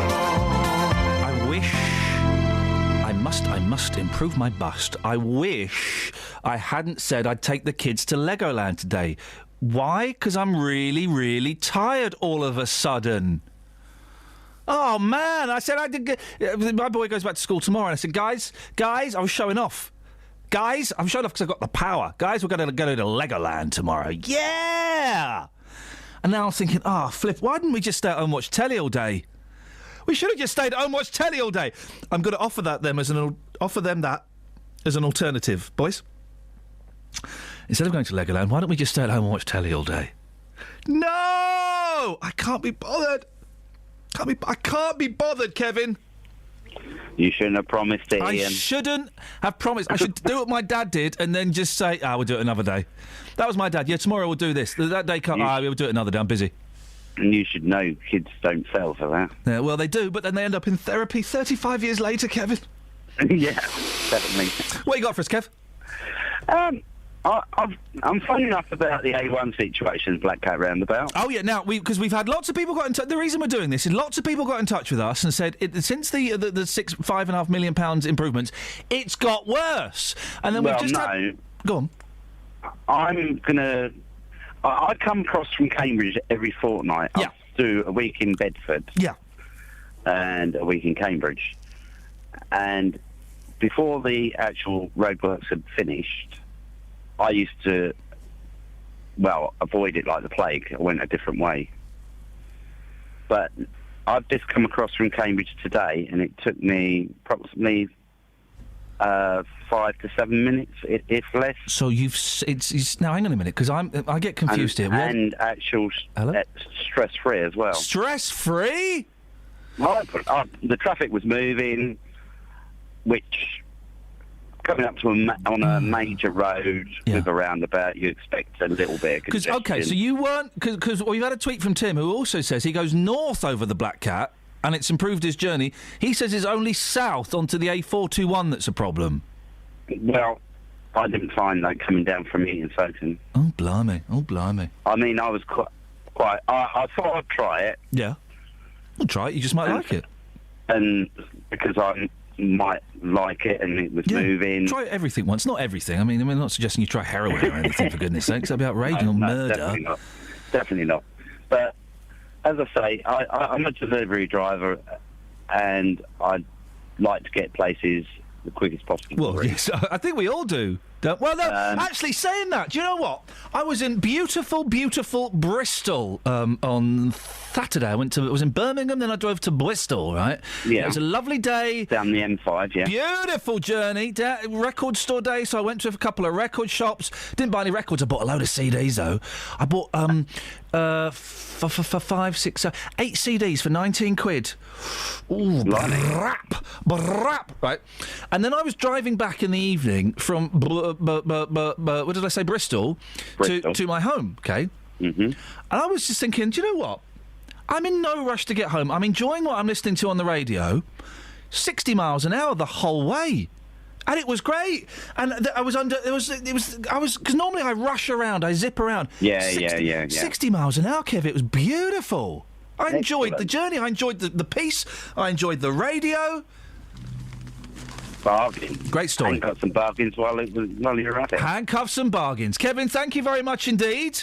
Handcuffs and bargains. Yesterday, boss, I was in Ann Summers. Did she mind? No. What were you doing in there, mate? What are you buying, mate? Handcuffs? Just looking at some handcuffs and some swimwear, you know, with the missus. Swimwear? Yeah, swimwear. They don't sell swimwear in that. You're thinking of British Home Stores. They do. They wear some... Well, they have some very Those nice aren't swimwear, mate. Those are pants. There's pants. They don't do swimwear in Ann Summers. They do pants. No, they do pants and swimwear. Was it traffic warden swimwear or airline stewardesses swimwear? I would say stewardesses. Yay. Swimwear. And do we get any pictures of your missus in that underwear? No. Swimwear? Well, it's often used by me as well. Depends. I'm friends with her on Facebook. I've seen it all. Have a look, yeah. Okay, well, that's a great story, Justin. Thanks a lot. Thanks. What did you... Oh, hang on a minute. Kelly, what did you do to celebrate International Guinness World Record Bookstore Day? We played a record on introducing. Hey! Was it the one you got sent the other day? Yep. Hey, it worked! Right. Alice, what did you do? I went to an auction, actually, in a record shop in Brighton, but I didn't buy anything. Oh, wait on a minute, an auction? Yeah, there was a massive queue outside a record shop, so we went in. And it was a big auction, and everyone was looking at these sheets of all the things up for... What were they auctioning, mate? Just an absolute load. Of? Records. Okay. Could you be any more specific than just saying an absolute load? Well, we didn't spend a long time there. We were there for like 10 minutes. You weren't even that long, were you? You went in, you went, it's records, and you went out. Well, yeah, we weren't going to queue. We just went in and had a look. It's going to be a slow... Are you with us all week, Alice? No, Thank goodness for that. Thank goodness for that. My email was listened to. So what I bought was... I bought Blur Parklife for £1. Oh, yeah. It was £1 because I like End of a Century, and I was thinking about the other day. I thought, I like that song. I don't really like Blur. I bought that for £1. I bought like loads of 60s psychedelic songs for £1. Bought a James Taylor album for £1. And then if you bought 5 of this other pile, you got them for £16. 15 quid. So I bought... what did I buy, Just? I don't know. You tell Neil me. Young, Harvest. Oh, man needs a maid. Of course he does. I bought Ladies of the Canyon, Joni Mitchell, because, you know, let's be honest, she might die. Yeah. Best time to buy someone's music is when they're dying. Yep. Sorry? Sorry. I beg your pudding. It's a good point, well made. Isn't but, it? It's cold, but it's cold. Yeah, the thing is, because if I wait a month, she dies, that's going to be like 10 quid. I know. That's going to cost a fortune. You've got to get in there quick. Mate, it's a cold, cold world. You could sell it in a month if she dies for bucks. Thank you. Mega bucks. I also bought... I bought a Keris... I like Keris Matthews. I love Keris. Yeah, I love Keris. Well, I'll give a big kiss on that big face. Great fact on Keris. She supports Luton Town. It's not She great does. fact, mate. No, It's hang boring. on. Whoa. If that's it, it's a boring fact. What were the first words out of your child's mouth? Justin D. Nut cup. Nut cup. For Keris Matthews and her child, the first words out of her child's mouth, Luton Town. Well, that's sad. It's a great fact. I'm going to take that record back. And I bought the Guillemots. Oh, yeah, do you remember them? Yeah, I like the Guillemots. I think the Guillemots was £1. It would be. Oh, the Guillemots are good, man. I worked with the Guillemots. I say work. 3 of their songs. Oh, I couldn't do that. Oh, there you go. I couldn't do that. I saw the album. I've You sat. still couldn't. Well, I've not listened to it yet, mate. But it's Saturday. I've sat in a room with them while they played a session. You enjoyed it? I did enjoy it a lot. Yeah. I did enjoy it a lot. Yeah. Baby. And I bought something else. Anyway, Justin.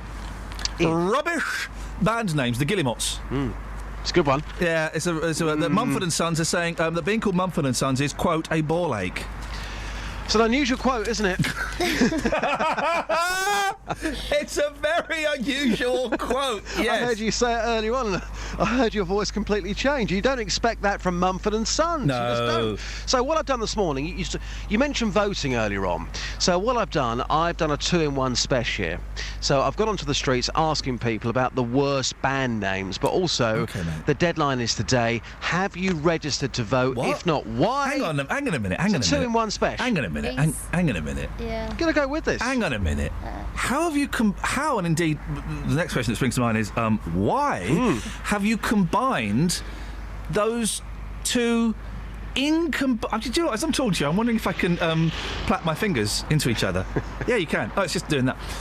Church in the steeple. What? How? Why? Let's have a listen. Well, you told me to freestyle this morning. Well, so I've got I know, I've put 2 questions into one. How?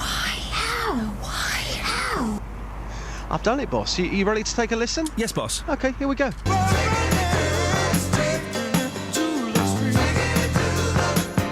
Taking it to the streets with J-Dog. Gay, Dad. Yeah, but they made some good songs, though, didn't they? No. Thanks for your time, sir. Okay. Have a good day. And you too. Chumbawamba. Yeah, I'm registered to vote, yeah. A lot of people haven't registered to vote. Again, we'll ask you for your opinions. What do you think about those people? Well, it's a waste of a vote, isn't it? And also, dodgy band names. What have you got for us? She waddy. They were good, though, weren't they? Daphne, you have registered. Yes. All set up, ready to vote? Absolutely. What do you think about those people who won't be registering to vote? That's their personal choice. That's their personal choice. I believe that in my case, the suffragettes fought for women, and therefore I believe in exercising that right to the best of my ability. If they don't vote well, they can't really moan about who gets in. Google Dolls. Kevin, again, you have registered. Yes. Your thoughts, please, on those that aren't going to bother. Well, if you don't vote, it doesn't give you the right to complain. If you vote, if your party doesn't win, you've tried to do something about it. Gives you the right to complain.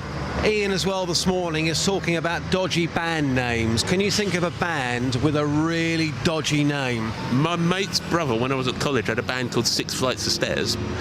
6 Flights of Stairs? Was there a reason behind this? I have no idea, but they made a couple of singles. They were okay. Justin, that's the most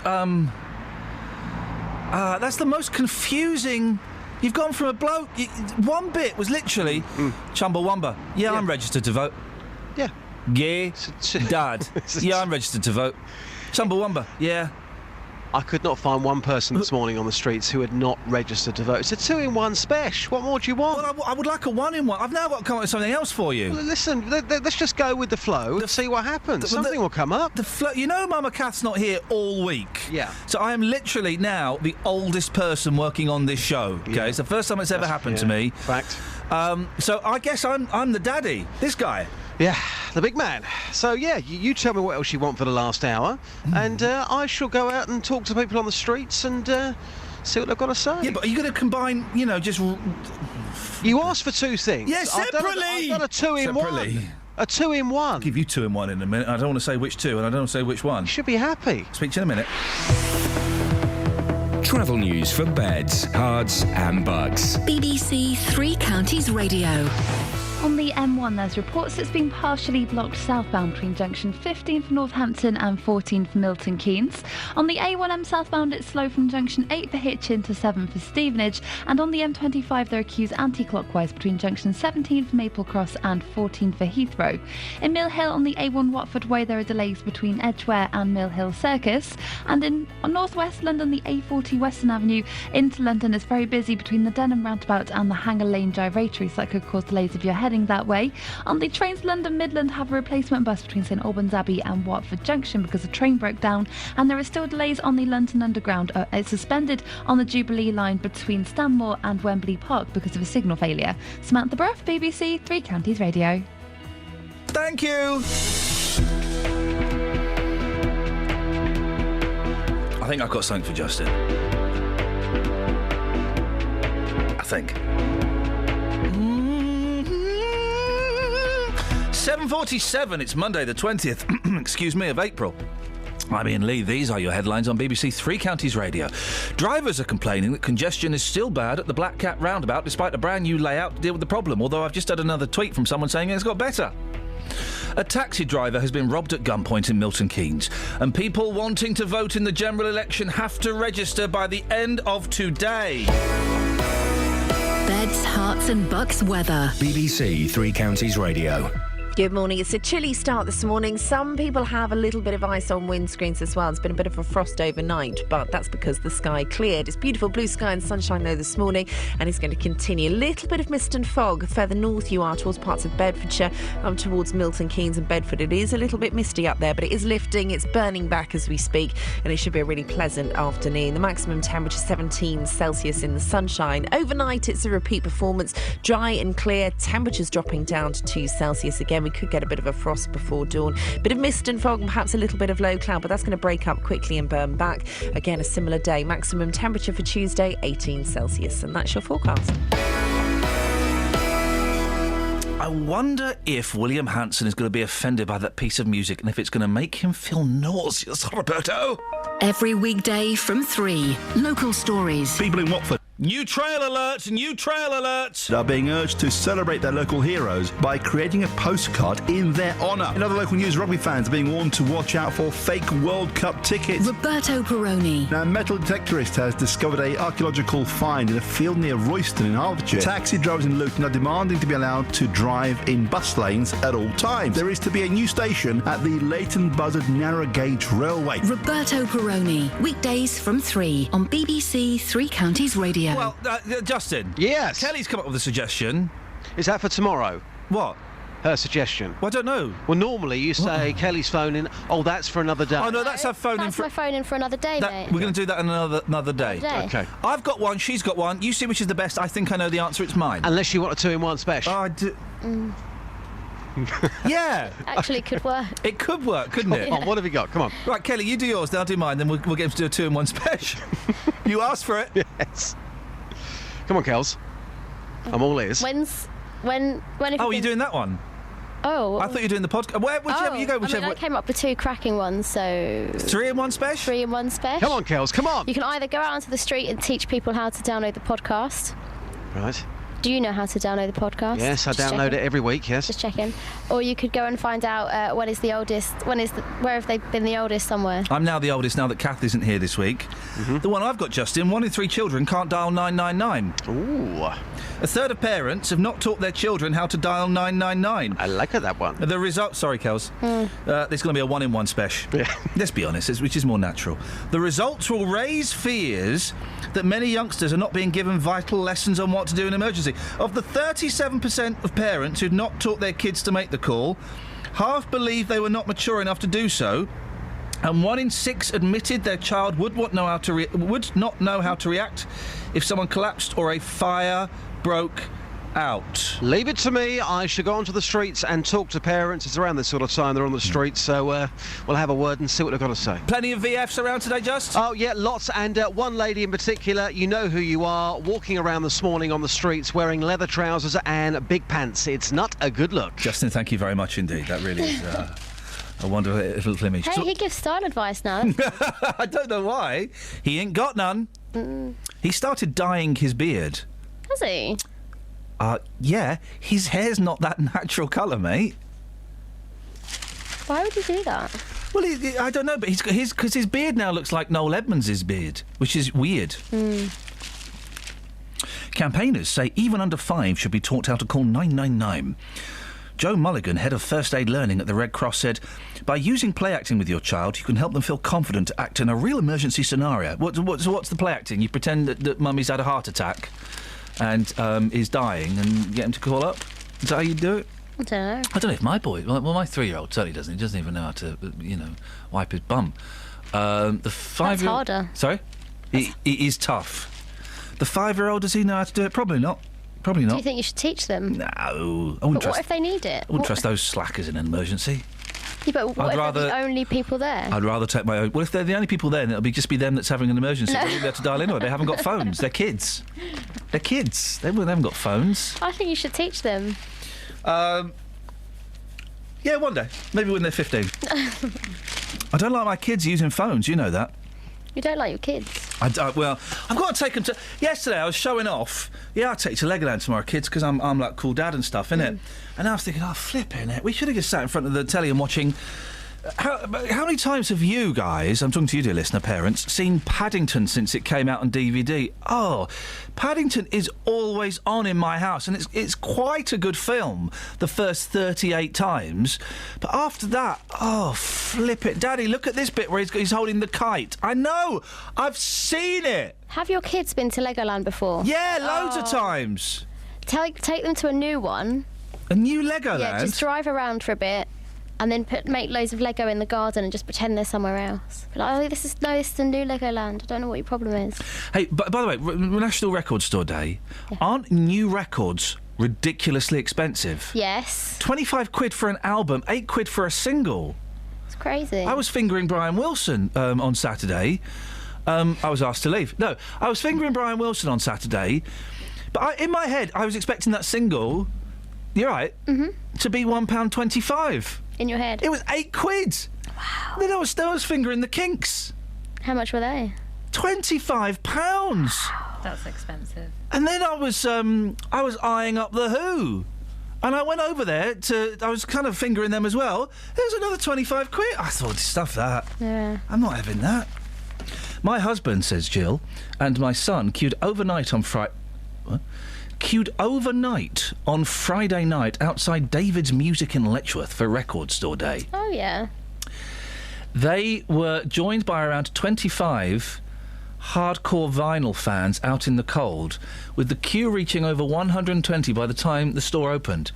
My son got a Bowie Changes picture disc, David Bowie on Record Store Day, and album, along with the Galaxy song, while my husband got me a-ha's Take On Me anniversary picture disc. Yeah, but I bet he must have spent a blooming fortune on it. It's too expensive. Second-hand all the way. Is what I say. How much longer have we got to do on this show? I've got some texts. Hey, go on then, let's have that. It's referring to the first hour, though. Tony? Yep. I know, Ian, I know you like your R's. Yeah. So with that in mind, your bit 6 to 7 could be called The irreverence hour. We can mention that. Listen, between 6 and 7 weekdays, it's the best hour of the show. But statistics show that up to 9 people actually listen to it. It's the best part of the show. The 3 of us are here. So, well, yeah, but you're not even listening. So we are trying to make it a little exclusive club where we only ask questions that we ask in that hour. They don't get carried over, and we're trying to come up with a name for it as well. Some of them we can say the names we've got. Bish Bash Warriors, don't like that. The Yardy Hour, the Yappy Hour, 60 minutes of mystery and mayhem. So far for me, it's between 2. We've got 2 that I really like the sound of. Okay, we've got the Yappy Hour and Ragging Around. So we've got the Yappy Hour and Ragging Around. So those are the 2 favourites at the moment. Here we go. Listen, this is crazy. And a woman who spent years looking for her real mum was amazed to find she was a workmate she'd met. What? Whoa. La Sonia Mitchell-Clark. La Sonia. And her son, Lassou, I'm joking. La Sonia Mitchell-Clark, 38... was told by officials her natural mum was Francine Simmons. She found the name on Facebook of a woman who worked at her marketing firm. She realised they'd chatted at company doo-doos. La Sonia. I mean, come on, guys. La Sonia? La Sonia called her and said, Mum? I think I'm your daughter. Francine. Do it on the internal office stuff. You get like a little message up on our Yeah, on office the intercom. Yo, Mum. I don't know the specifics, mate. Can you find out? Yeah, sure. Thanks. LaSonia, if you're listening, could you give me a call, please? Francine confirmed she had had her adopted at birth. They met up in Youngstown, Ohio, US, and LaSonia found she has 3 sisters. Lassou, Lapou, and Oulala. Now, I made up those names at the end, but she's got 3 sisters, and their real names are Lassou, Lapou, and Oulala. So that's worked out quite nicely. Oh. Imagine that, though, right? You've given up someone for adoption. Who's this keeps sending me... Why am I getting silly emails from someone? Oh, I don't know. Someone's sending me joke emails. Imagine that you've given up someone for adoption, and then you get little messenger, as you say, pops up. Yeah. A little phone call, little email. Oh, it's my meeting. Oh, wait, no, it's not. No, it's not my meeting. Oh, God, blimey, it's my... Oh, blimey, daughter. Oh, flip, yeah, I did. 35 years ago, La Sonia. I was hoping she wouldn't find me, because it's, you know, it's a silly name.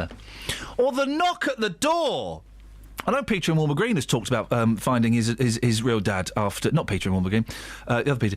About finding his real dad years after he put up for adoption. Imagine that. Imagine getting the knock on the door. All right, Dad. Flippin' heck.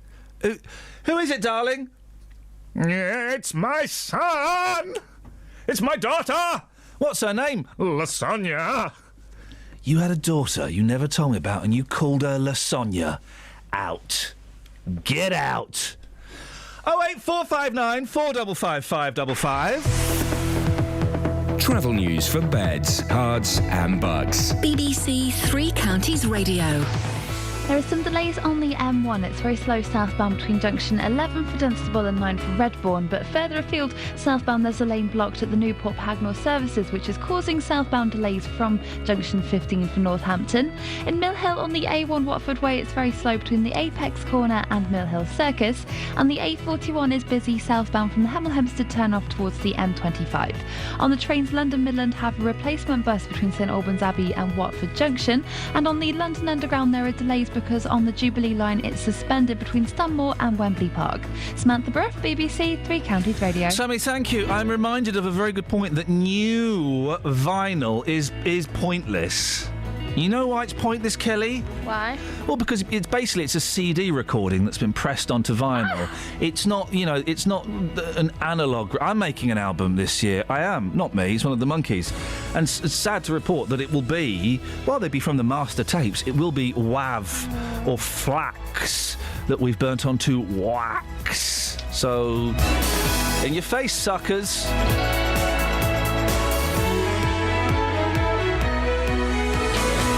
local and vocal across beds, hearts and bucks. This is BBC Three Counties Radio.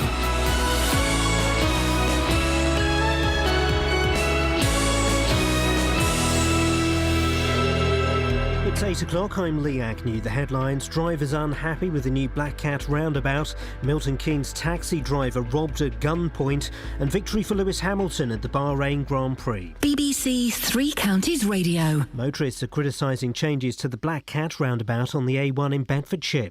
Highways England has spent £5.5 million improving the road layout and installing new traffic lights, which they say will take a few weeks to calibrate.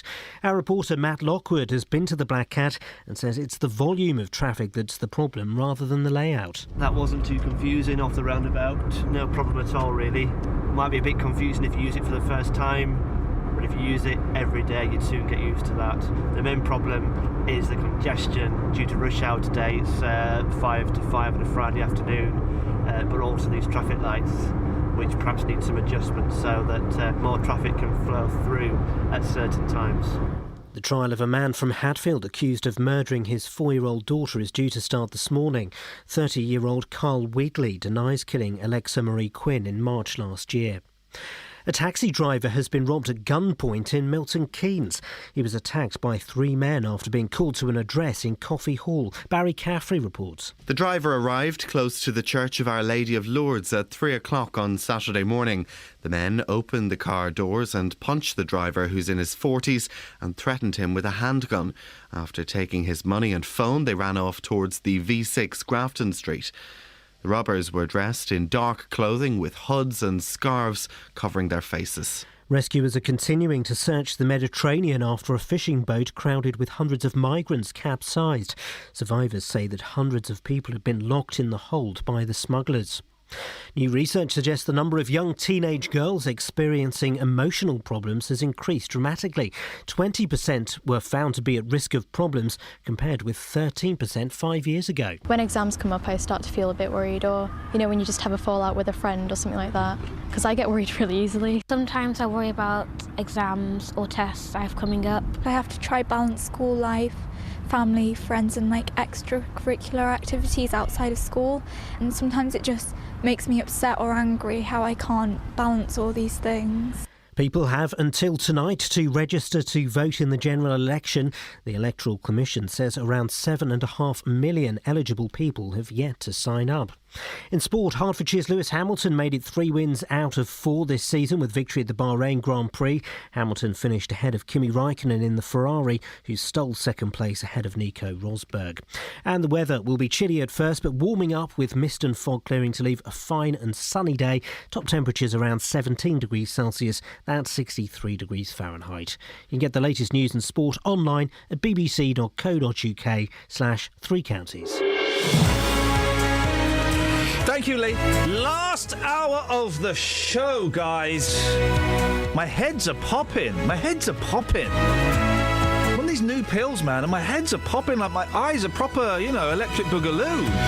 I feel like I'm stood in a field at 3 o'clock in the morning in 1986, yeah. Wave your hands in the air like you really couldn't give a stuff.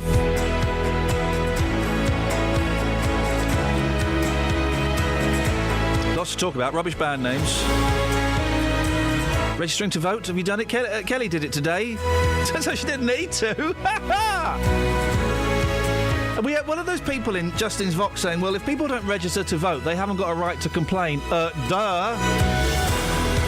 If I didn't vote, of course I've got a right to complain. And do you know what that right is called? My taxes. My taxes. My taxes buys me the right to complain. Doesn't it?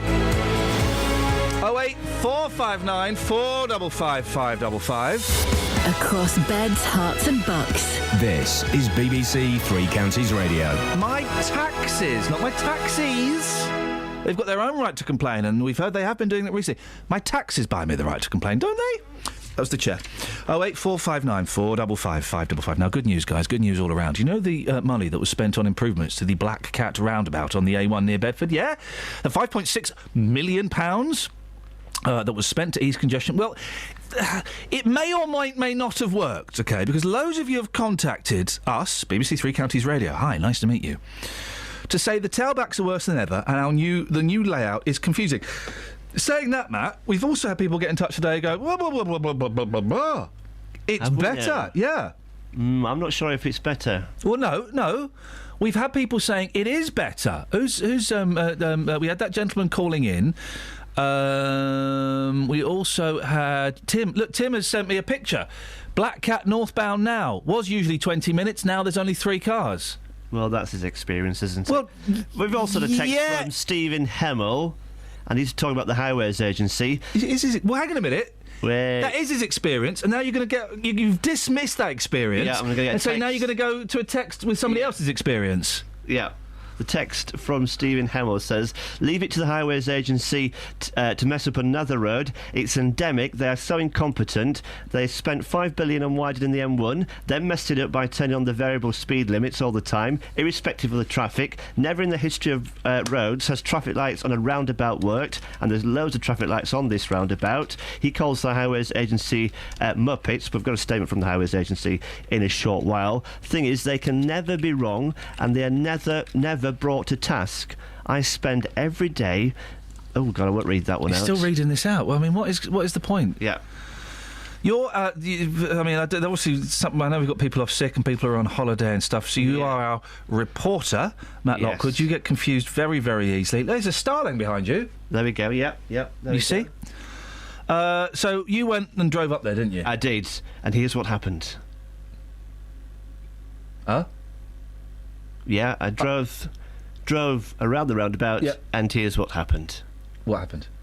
Well, it's going to be on the clip. I will be there, up and over. I will be there, up and over. Okay, I've switched off the radio now because we're approaching the Black Cat roundabout. Let's just put the windows up. Let's get serious now.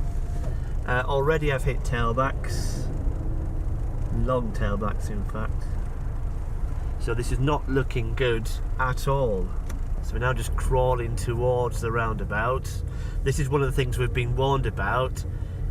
They've made these improvements, the Highways Agency, to the roundabout, but yet the tailbacks are worse than ever. I'm trying to drive and talk at the same time. It's not my forte, but I'll give it a go. We've also heard that the road layout is confusing. Starting route to Bedford. In a quarter of a mile, at the roundabout, take the 4th exit to merge onto A421 towards M1. Well, this guy let me in. Come on, let me in. Be a gentleman. Thank you very much indeed. Okay, first thing you notice about this roundabout is there are lots and lots... Take the 4th exit to merge onto A421 towards M1. Alright, shut up. There are lots and lots of traffic lights, many more lanes than before, lots of feeder lanes. Okay, I think I'm in the right lane here. I mean, this roundabout looks half finished. Still lots of diggers, traffic cones.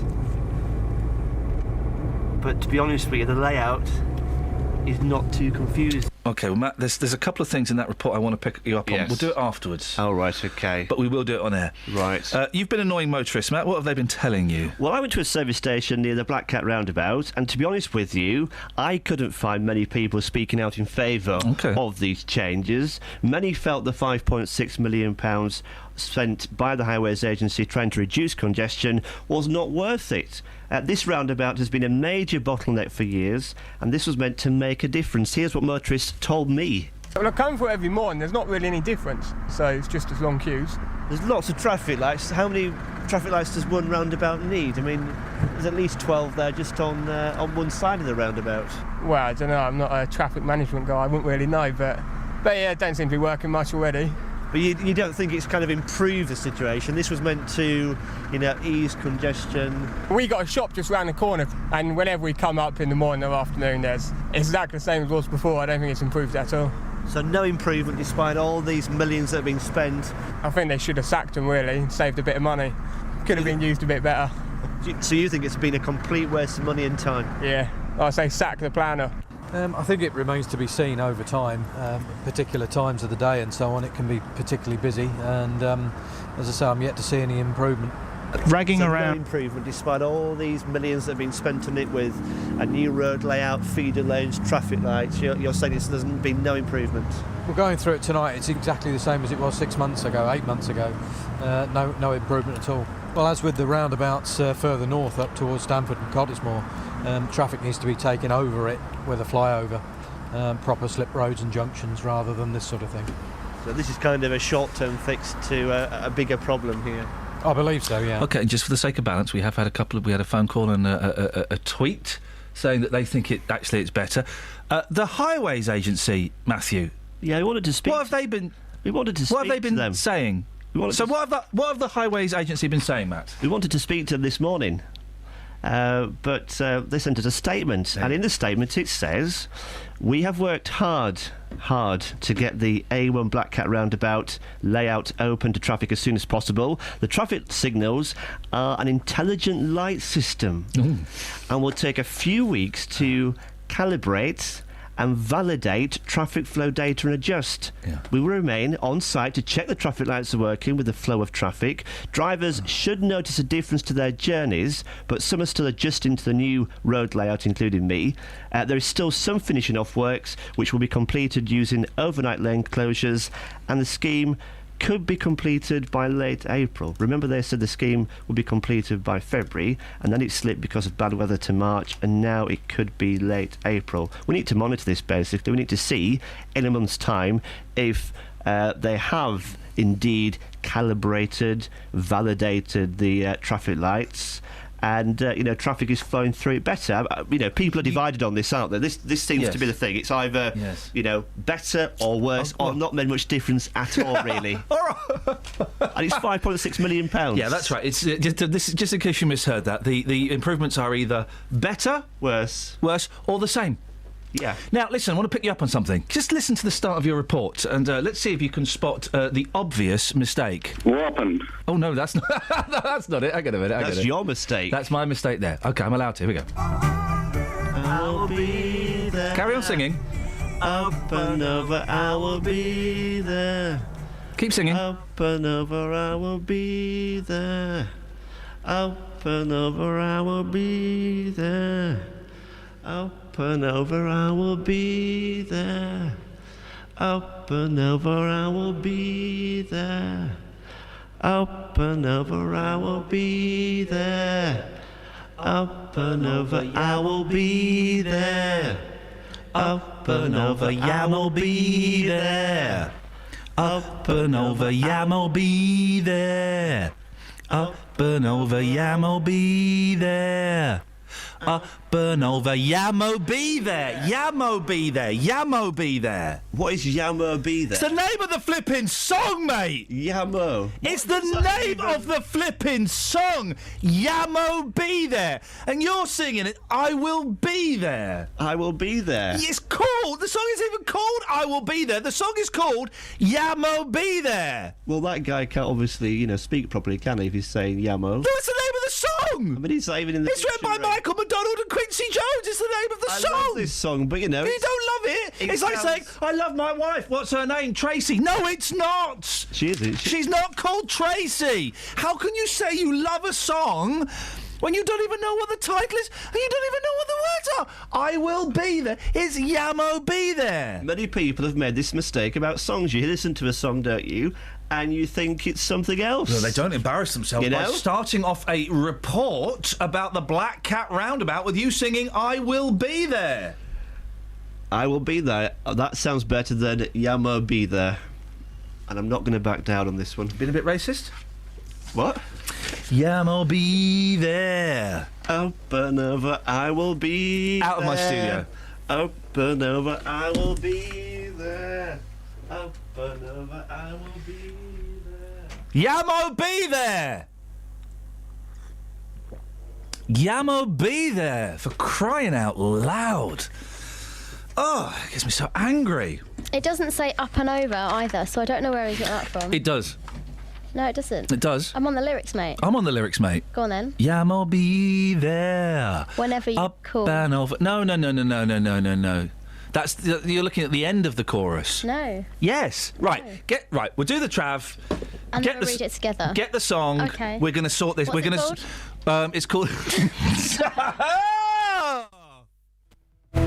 Travel news for beds, cards, and bugs. BBC Three Counties Radio. On the M1 southbound, there's been an accident at the Newport Pagnell services, which is causing delays from junction 15 for Northampton. And on the A1M southbound, it's very slow from junction 8 for Hitchin to 7 for Stevenage. On the M25, there are queues anti-clockwise from junction 20 for Kings Langley to 16 for the M40. In High Wycombe on the A404, it's slow around the M40 junction 4 at the Handy Cross roundabouts. And on the trains, there are still delays towards London and between St Albans Abbey and Watford Junction. There's a train broken down there on the line, so there's a replacement bus running. And on the London Underground, if you're using the Jubilee line, it's suspended between Stanmore and Wembley Park, but tickets are being accepted on local buses. Samantha Bruff, BBC Three Counties Radio. Thank you, Sammy.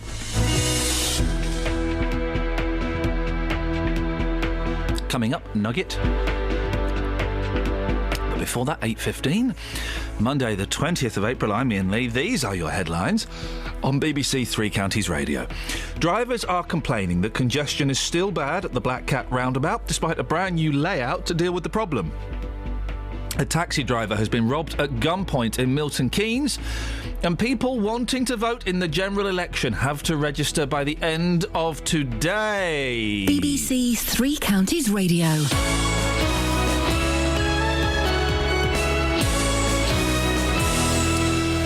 We had the gentleman speaking to, I don't know if you heard earlier on, Jonathan. I know I'll let you. I'll witter on while you get yourself comfortable. Gentleman speaking to Justin earlier on, bizarrely combining the topics of rubbish band names and voting. And he said, "Well, if you don't vote, then you don't have a right to complain." Yes, you do. My taxes buy me my right to complain, whether I vote or not. My taxes buy me my right to complain. Oh boy, oh boy, and I've got plenty of right to complain. You're one of those. I'm one of those. I'm one of those. A taxpayer. Yes. What you got? Voting. Oh, there you go. There you go. On the big phone in today, I'm asking, should you be ashamed of yourself if you don't vote? Oh. Today is the last day for people to register to vote in the general election, and yet 7.5 million people have still not registered to vote. A finger points out from the Daily Mirror's front page today, which is emblazoned with the Union flag, telling readers that past generations have given everything so we have the right to choose our leaders.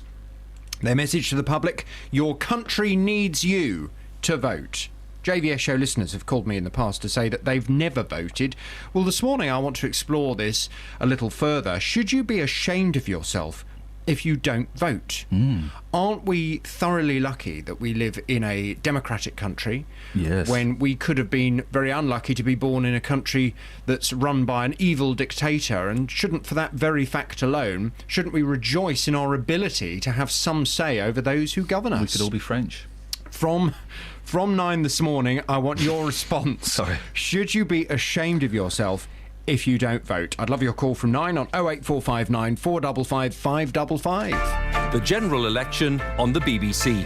As May the 7th approaches, we're cutting through the jargon to understand what the policies really mean for those of us here in beds, hearts and bucks. We're asking the questions you want answered, keeping you up to speed with events on television, radio and online, and delving deeper into the issues where we live. Election 2015 on the BBC, making it clear. For more details, go to bbc.co.uk/election 2015. Call 08459 455 555. BBC Three Counties Radio. 08459 455 555 is the telephone number if you want to give us a call. Right, OK. No, you've got the wrong version.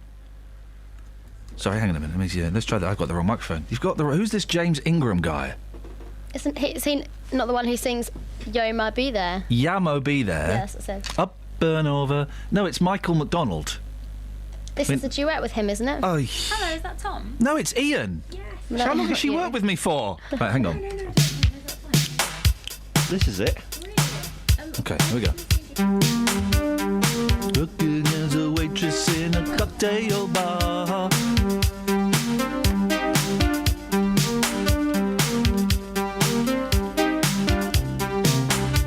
OK, here we go.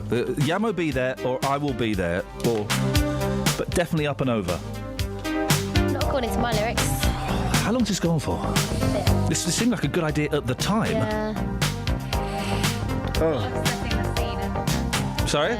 There's a lot of setting the It's scene. not, setting the scene of an 80s porno. Here we go. Father watching us all. Oh, yeah, yeah.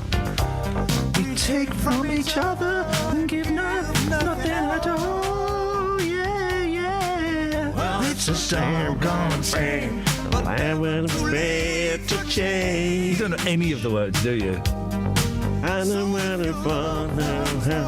Oh, it's about singing to Jesus. His name. Here we go. His name. I will be. Shush! Listen.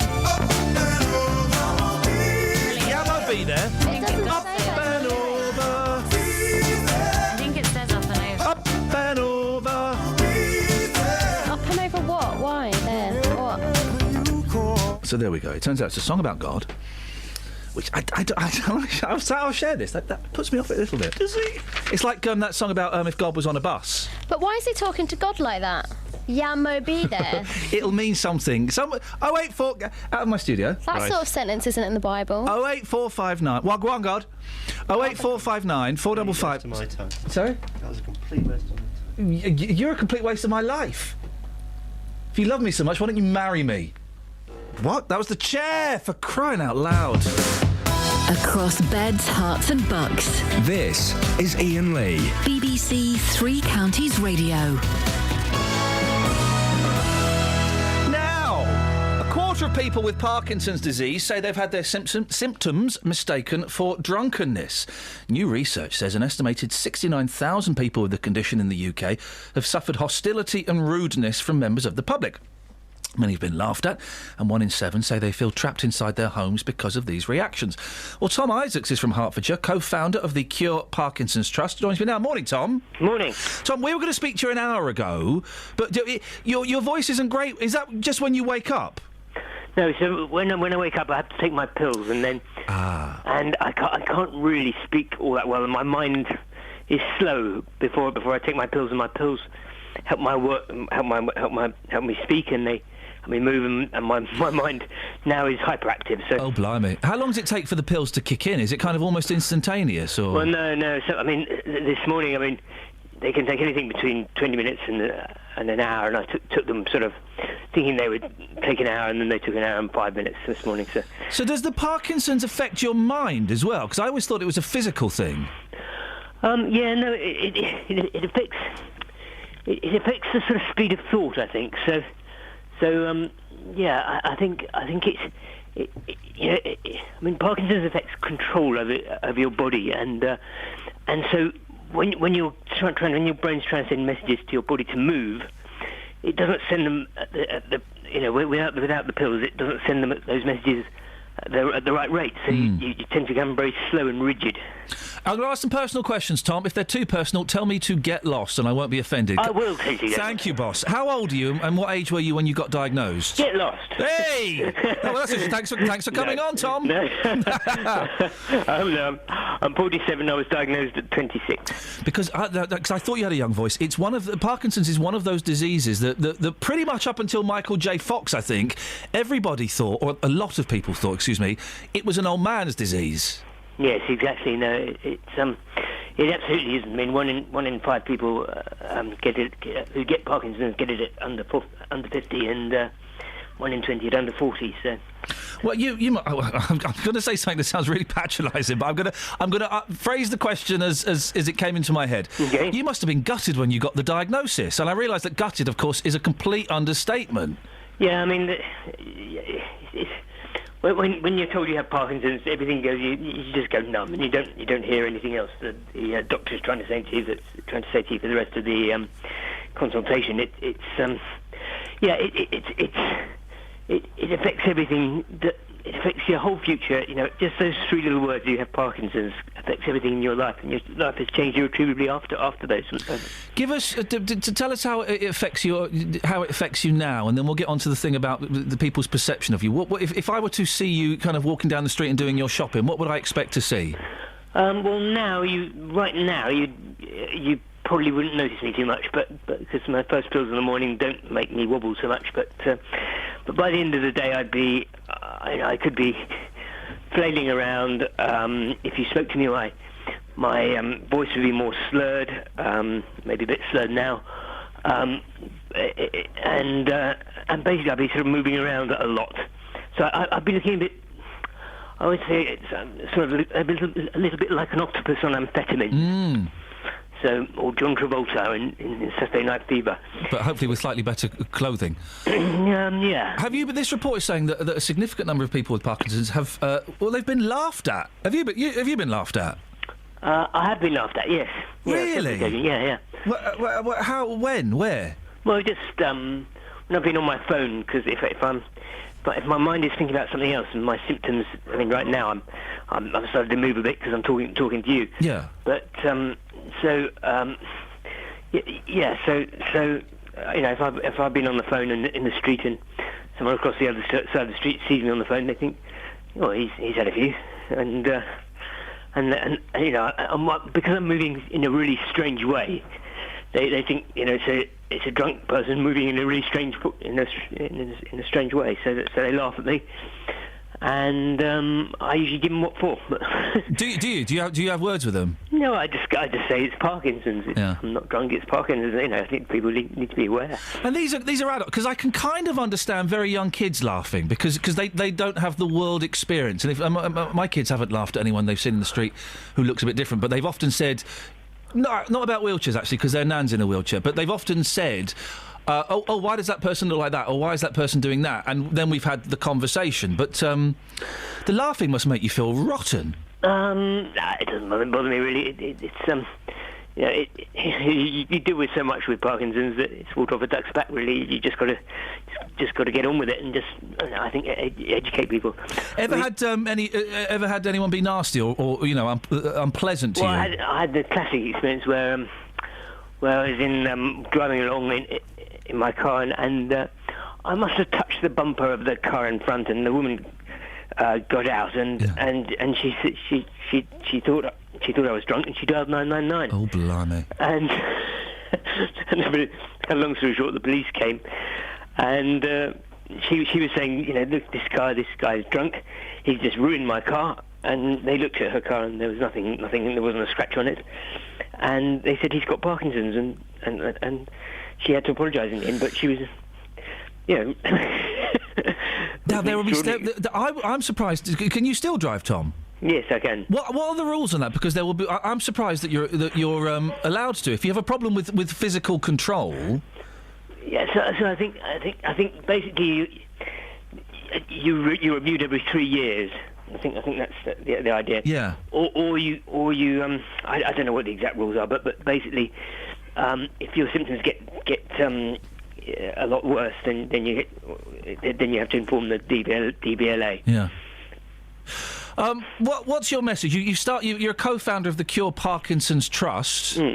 What kind of message do you want to? When you hear, that 69,000 people with the condition have suffered hostility and rudeness, what do you want to say? I think the most important thing is to communicate to people, because it's just a lack of understanding, and I think if you just ignore it, then people will go on doing it. I think if you got to people and explain, look, I have Parkinson's. This is a symptom of the condition or symptom of the medication I'm taking. Then it kind of takes the wind out of their sails, and they're only being rude because they think you're drunk, and that's it. Simple communication can deal with that. So obviously you don't want to. You don't want to make people even worse than they are already. But you have to take each case as it comes. But my message is genuinely one of huge hope for people with Parkinson's. There are exciting treatments coming on board now, which are looking really good. Tom, if people want to find out more about the Cure Parkinson's Trust, where do they go? You can ring us on 0207 929 7656, or go to our Website www.cureparkinsons.org.uk. Nice one, Tom. Thank you very much for speaking to us. I appreciate it. No problem. Thank Cheers, you. mate. Bye-bye. 08459 455 555. Let's get the Trav. Travel news for beds, cards and bugs. BBC Three Counties Radio. On the M1, there are delays southbound between junction 15A for Toaster and the Newport Pagnell services. That's because of an accident earlier. It's also looking slow on the speed sensors between junction 11 for Dunstable and 9 for Redbourne. On the M25 anti-clockwise, there are queues between junction 20 for Kings Langley and 16 for the M40. In Mill Hill on the A1 Watford Way, that's looking slow from the Apex corner towards Mill Hill Circus. And in High Wycombe, the A404 is very busy on all approaches to the Handy Cross roundabouts. On the trains, London Midland have a replacement bus between St Albans Abbey and Watford Junction. That's because there's a broken down train on the line. And on the London Underground, that is still suspended between Stanmore and Wembley Park with minor delays on the rest of the line. That's because of a signal failure at Stanmore. Samantha Bruff, BBC Three Counties Radio. Across beds, hearts and bugs. This is BBC Three Counties Radio.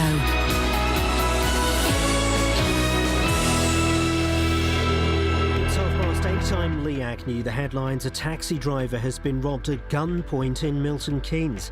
He was attacked by 3 men after being called to an address in Coffee Hall. Motorists are criticising changes to the Black Cat roundabout on the A1 in Bedfordshire. Highways England has spent £5.5 million improving the road layout and installing new traffic lights, which they say will take a few weeks to calibrate. The trial of a man from Hadfield accused of murdering his 4-year-old daughter is due to start this afternoon. 30-year-old Carl Wheatley denies killing Alexa Marie Quinn in March last year. The weather will be chilly at first, but warming up with any mist clearing to leave a fine and sunny day. Top temperatures around 17 degrees Celsius, that's 63 degrees Fahrenheit. Three Counties Sports. BBC Three Counties Radio. Hertfordshire's Lewis Hamilton has extended his lead at the top of the Formula One Drivers' Championship with victory at the Bahrain Grand Prix. The world champion finished ahead of Kimi Raikkonen's Ferrari in second, with Hamilton's Mercedes teammate Nico Rosberg in third. Hamilton says it was an enjoyable race. What's a race without a bit of nerve-wracking moments? Yeah, but otherwise a really good race. It was nice to push much more, and be much more on the edge and just generally having to be really conscious of other teams. It was good. I don't know how it was for other people to watch. Obviously, I wasn't doing anything overtaking, so I didn't get to do the exciting stuff. I'm glad because I was up ahead. Watford are a point clear at the top of the Championship after Saturday's 1-0 home win against Birmingham. Craig Cathcart scored the goal, and the Hornets' boss Slavica Jukanovic is delighted with the progress his side have made. It's a very tough and complicated week. We finished the week with successful week for us. Now it's important rest a little bit our body, our mind, and be ready for prepare the next Brighton game. The Milton Keynes Dons are a point behind a League One automatic promotion position after Saturday's 6-1 home win over Leyton Orient. Bowditch, Baker and Ali scored, with Rob Hall getting a hat-trick, and the Dons' boss Carl Robinson is positive his side can go up. If we end up on 91 points and don't go up, I think it'd be quite remarkable. So I think if we control our own destiny and our own future, we've got some very difficult games ourselves, Doncaster now and Rochdale, and before we finish off in the spectacle last game of the season on the Sunday into Oval, and we're almost at the end. But I think if you're going to the players' plant, I don't think anyone will cope with us. So whatever way you want to throw at us, we'll take it. It's as simple as that. And Aston Villa are through to their first FA Cup final in 15 years after beating Liverpool 2-1 at Wembley. Fabian Delph scored a second-half winner to reach the final against Arsenal at the end of May. BBC Three Counties News and Sport, more at 9 o'clock.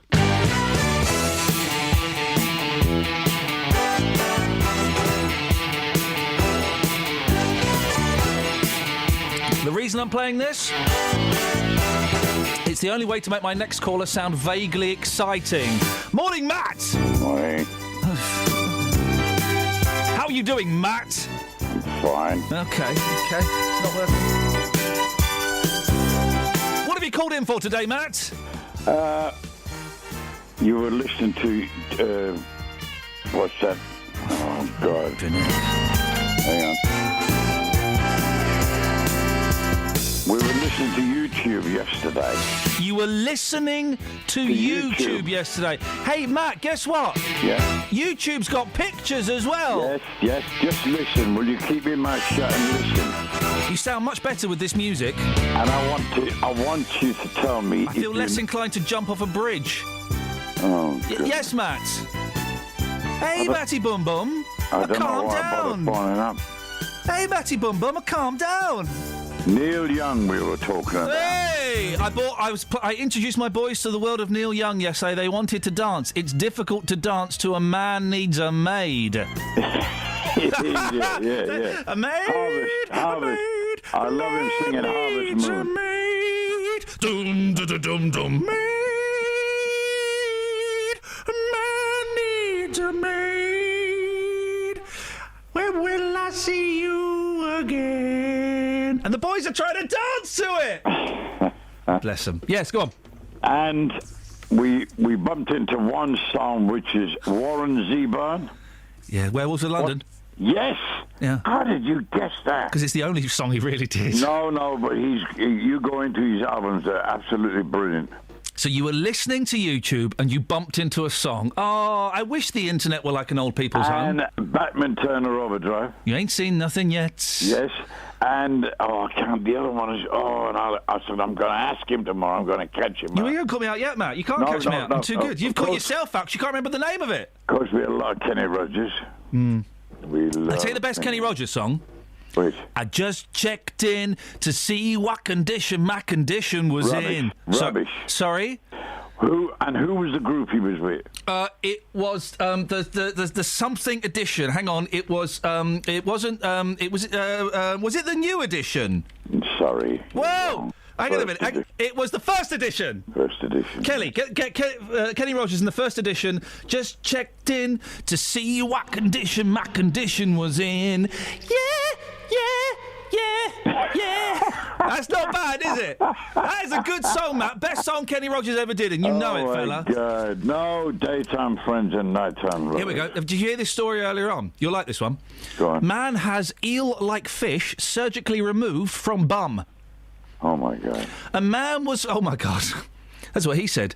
A man was forced to have surgery after a long fish got stuck in his anus. What, he didn't have a rod then? Graphic footage has emerged of the procedure which shows medical professionals pulling the lungfish from a Brazilian man's backside. The eel-like fish had ventured so far up that it had become lodged in the patient's bowels. Good God. People can be heard laughing and gasping in amazement as the operation nears an end. A number of people have phone cameras out at the ready to capture the moment the creature is pulled free. I'm guessing they did it, Matt, like a tug-o'-war. Ian, one more question for you. Yes, my love. Listen, Sarah Kennedy used to be on Radio 2 every morning. Yes. What was her signature tune in the morning? Well, hang on a second. Well, how have... You'll never get this, Ian. Hang on a second. Why are you bringing that up? Because it's your favourite singer. Neil Young. So Sarah Kennedy's... had a series every morning, early, 5 till 7 or something. Right. She was on a very early morning show, like yours. Yeah. 6 till 9 or something. Yes, that's when I'm on, mate. 6 till 9. Yeah, which is really a bit too much, really, when you think about it. Yeah. But what was the name of the single? And Margaret used to love this, and she used to talk through it like you do when the record come on. Neil Young. It's a Neil Young song. That's the clue. Yes. Okay. What? I just. I don't understand what you're telling me. So hang on a minute.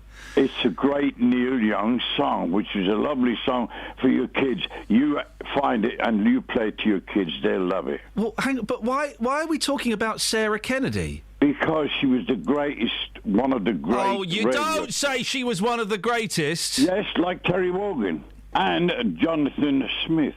Who's Jonathan Smith? The greatest. The new Terry Wogan. Who's Jonathan Smith? Oh, God help us. No, yeah, God help us. Who's Can you think of the name of the record, Ian? Who is Jonathan? We're sliding away now. No, we're sliding You're doing away. A fish on me. We are focusing You're doing a fish, Ian. No. We are focusing very. We'll come to the Neil Young song because yes, I do know the answer. We'll come to the Neil Young song that Sarah Kennedy used as the theme tune in a minute. Yes. But who is Jonathan Smith? Who is Jonathan Smith? He's after you, isn't he? Oh, I'm so sorry. I'm so sorry. You mean Jonathan Vernon Smith? Look, I like to call him just Jonathan Smith. It's not so posh. You know. Right. Go on, what was the song? In fact, I've got the song here. Go on. Yeah, you ready? Yeah. It was this.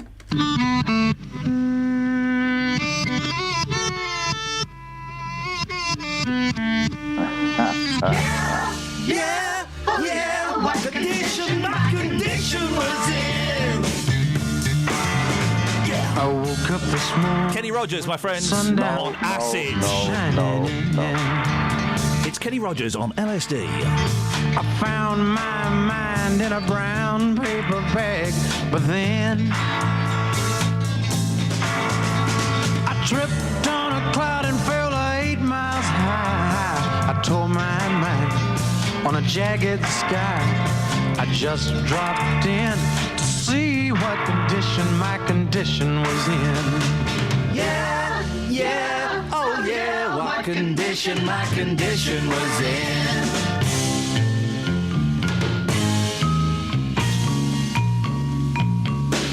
I pushed my soul in a deep dark hole and then I followed it in. I watched myself crawling out as I was crawling in. I got up. Matthew! Yes. On the beach? No. Sorry? No. Sorry? Wait until the morning comes. I'm gonna give you till the morning comes. Until the morning comes. I'm gonna wait until the morning comes. Till the morning comes. You play that for your kids, they will love It's it. a great song. Thank you, Matt. Oh, Matt, say hello to Justin. Hello, Justin. Good morning, geezer.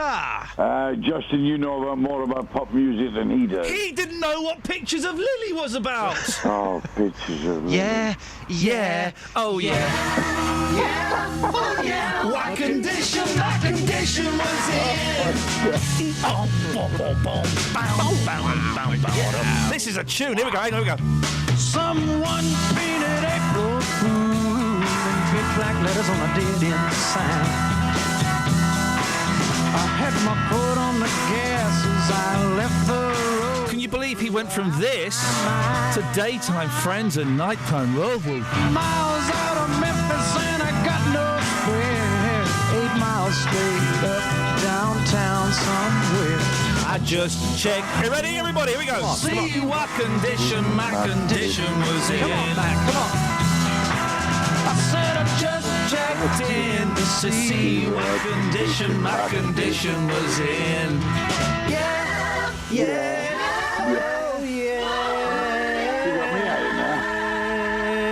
It's been a long time since you've been at it, Matt. Matt, you're a good sport. Speak to you later. See you, mate. Ta-ta. That's a tune, guys. Kenny Rogers on LSD 25. That's a tune, isn't it? Oh, do you know what? I've not played that song for years. It's cracking. It was ruined by being in... What was that noise? I don't know. It's ruined by being in that awful film, The Big Lebowski. Terrible, terrible movie with the dude. The dude. That's one of the best films ever. Sorry, Alice, mate, but it's I not... disagree with you a lot. Well, you are wrong to disagree with me, Alice, for several reasons. First of all, I know film. Secondly, I'm your boss until 9 o'clock, and I can make the next 17 minutes of your life hellish. It's an incredible film. I can't believe you don't like it. Rubbish film. What do you think, Kelly? Do you like it? I've not seen it. There you go. You see, so she's on my You side. have to see it. You Loyalty dictates she on my side. Kelly, what's your hunch? Do you think it might be a good film? Don't mention her Kelly, hunch, it's really mate. good. Don't mention her hunch. That's bullying. Kelly, you'll like it. There's bowling in it. I don't think I'll watch it, but thanks, guys. Thanks, mate. That's so nice of you to. Be on your side. Yeah. Well, you could make the last 17 minutes of the show hell for me if I'm not. Justin. Yes, boss. 999. Yes. We're gonna do it after the weather. Yep. I hope the weather's nice because I've got to go. No, I hope the weather rains. Something really interesting in this package coming up. It says Justin to every lady he's ever taken home with him. Seriously. It's got nothing to do with ladies, this one. It's got to do with, Graham, who approached me on the streets this morning, who's a big fan of yours. He said, I used to listen to Chris Moore's every single morning. When he finished, I thought, what's on the radio? And then I found you, and he says, every morning I told the whole family about it. The whole family's tuned in. He's got a very interesting point to make. Okay. Does he tell us that story in the package? Because no, he tells us about his son dialing 999. But not on purpose. Travel news for beds, cards and bugs. BBC Three Counties Radio. There are delays on the M1 southbound between junction 15A for the Northampton services and the Newport Pagnell services after an accident there earlier on. On the M1 northbound, there are also queues because of an accident that's now been moved to the hard shoulder, though, between junction 11 for Dunstable and 12 for Flitwick. On the M25, it's busy anti-clockwise between junction 20 for Kings Langley and 16 for the M40. Also, the A40 Western Avenue is very slow around the Denham roundabout to the Hanger Lane Gyratory. On the trains, London Midland have a replacement bus between St Albans Abbey and Watford Junction because a train's broken down. And on the London Underground, the Jubilee line is still suspended between Stanmore and Wembley Park because of signal failure. Samantha Bruff, BBC Three Counties Radio. Thank you, Sammy. 8:45. Monday the 20th of April. I'm Iain Lee. These are your headlines on BBC Three Counties Radio. Drivers say work to improve the Black Cat roundabout at Sandy has done little to improve rush hour congestion. A taxi driver has been robbed at gunpoint in Milton Keynes, and more than 7 million people still haven't registered to vote in the general election. We'll talk to Daily Moore after the weather with Kate. Beds, Herts and Bucks weather. BBC Three Counties Radio. Good morning. It's a chilly start this morning, but it will warm up significantly through the course of the day. One or two of us had a sparkle of frost this morning. That's long gone. We've got blue sky and sunshine, a light northeasterly wind and a maximum temperature later of 17 Celsius. So a really pleasant Monday afternoon. Overnight tonight, dry and clear. Temperatures dropping down to 2. So again, ground frost is possible by dawn tomorrow morning. Also maybe a little bit of mist. That will lift fairly swiftly tomorrow morning. It'll burn back and then it's another fine and dry day. Plenty of sunshine, maximum temperature just a touch warmer at 18 Celsius, and that's your forecast. Every weekday morning. Coming up at 9 on the Big Phone In this morning, is it a good idea to make jobless teenagers work for their benefits? How would you like this country to stand up to President Putin? Are you surprised to see British people being blatantly racist? The JVS Show. I think we've got to get over this issue about racism doesn't exist. It has existed. It will probably carry on existing. What I wanted to say is they've got this completely the wrong way round. You know, that is also true. That is also true. You will always get some, but they are such a minority. Oh, the man's a buffoon. Get him up, get him out of bed, give him a sense of purpose. The JVS Show. Do you think we have got to, as a country, start taking this issue more seriously? Every weekday morning on BBC Three Counties Radio. What? What? I whispered kindly in your ear that I had some texts. Oh, well then let's hit the text. Yum, Moby there is going off. You are driving me nuts. It's rubbish. Is that from Kath? Marion. Remember? Yeah, I do. Johnny and Sandy says he drove through the Black Cat at 1 a.m. this morning and it was fine. Oh, please He doesn't know what anyone's prob is. Don't run over any black cats, please. And It another could be mine. Could be my little girl. Hi Ian, really interesting you talking to that guy with Parkinson's. You were interviewing a guy a few weeks ago, I think from the Kinks. I thought he was drunk until he mentioned he had had a stroke. Yeah. Just shows how wrong we can be. It was Dave Davis, yeah. Who's I've interviewed in the past, and he has improved considerably. Yeah, he was a bit slurry, and people think, oh, old rock star must be drunk. But no, he'd had a stroke. Justin. The Kinks. Oh, yesterday, do you know what I did? That was by the Beatles. The Kinks. The Kinks. I got into my car. I fingered the Kinks at the weekend. What? But it's 25 quid. New vinyl is really, really expensive. New vinyl? Yeah. 25 quid for a new Kinks album? Well, they've World Records Store Day, they released a load of records on vinyl. But new records don't count because they're only WAVs or MP3s or FLACs. They're basically CDs burned onto plastic. They're not analogue. They're not the fat vinyl sound that we all know and love. Yeah. Think of Brian Wilson in Bristol as well at the weekend. Did you really? Yeah. 8 quid for a single. Stuff that, fella. Stuff that. God, that's a great story. Yeah, thank you, mate. It's all right. It's no problem. Go on. Just saying, I was in Hemel yesterday, windows down, listening to the Kinks, and I was singing away to "You Really Got Me," and I was screaming out The of obvious my... ones, yeah. Yeah, I mean, yeah, okay, all right, chill out. I was screaming out I'd of my have gone window. deeper into the albums. Yeah, but sometimes you've got to go with the classics You're that people right, know mate. and love. You're right, And I was mate. screaming out of my window. I couldn't help it but say, guys, this is half a century old. Yeah. Half a century. Incredible. Yeah, mate, that's a great story as well. Thanks very much. 1 in 3 children can't dial 999. That's the story in the newspapers today. Yes. Nearly half of parents thought their children weren't mature enough to know about the emergency services. Oh, we're going to play one of my favourite clips in a minute. And I mean, it's horrible, but it's funny. A while ago, we spoke to Holly from Milton Keynes, and her 4-year-old son, Maddox, that's important, saved her life by calling for an ambulance. This is a clip of the 999 call, and well... Hello? What's your name? Nugget. Okay, how old are you, Nugget? 4. 4? Okay, tell me what's happened to Mummy. She hurt her leg. How's she hurt her leg? She has kidneys. She's got kidneys? Yeah. Okay. How? And that call, basically... That call from Nugget, I love it. Hello, Nugget. Can we just clip that?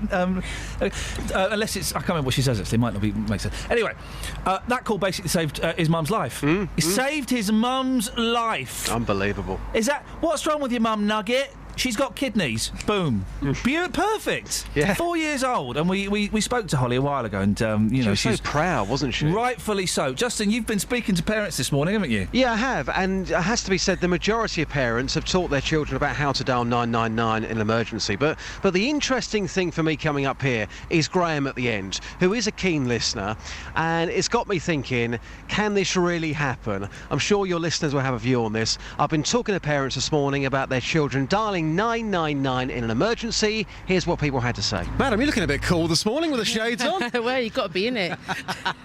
Love that look. Now, you're here with your young child this morning. Yeah. If there was an emergency and something happened to you, would your child know what to do? Oh, yeah, definitely. Dialing 999.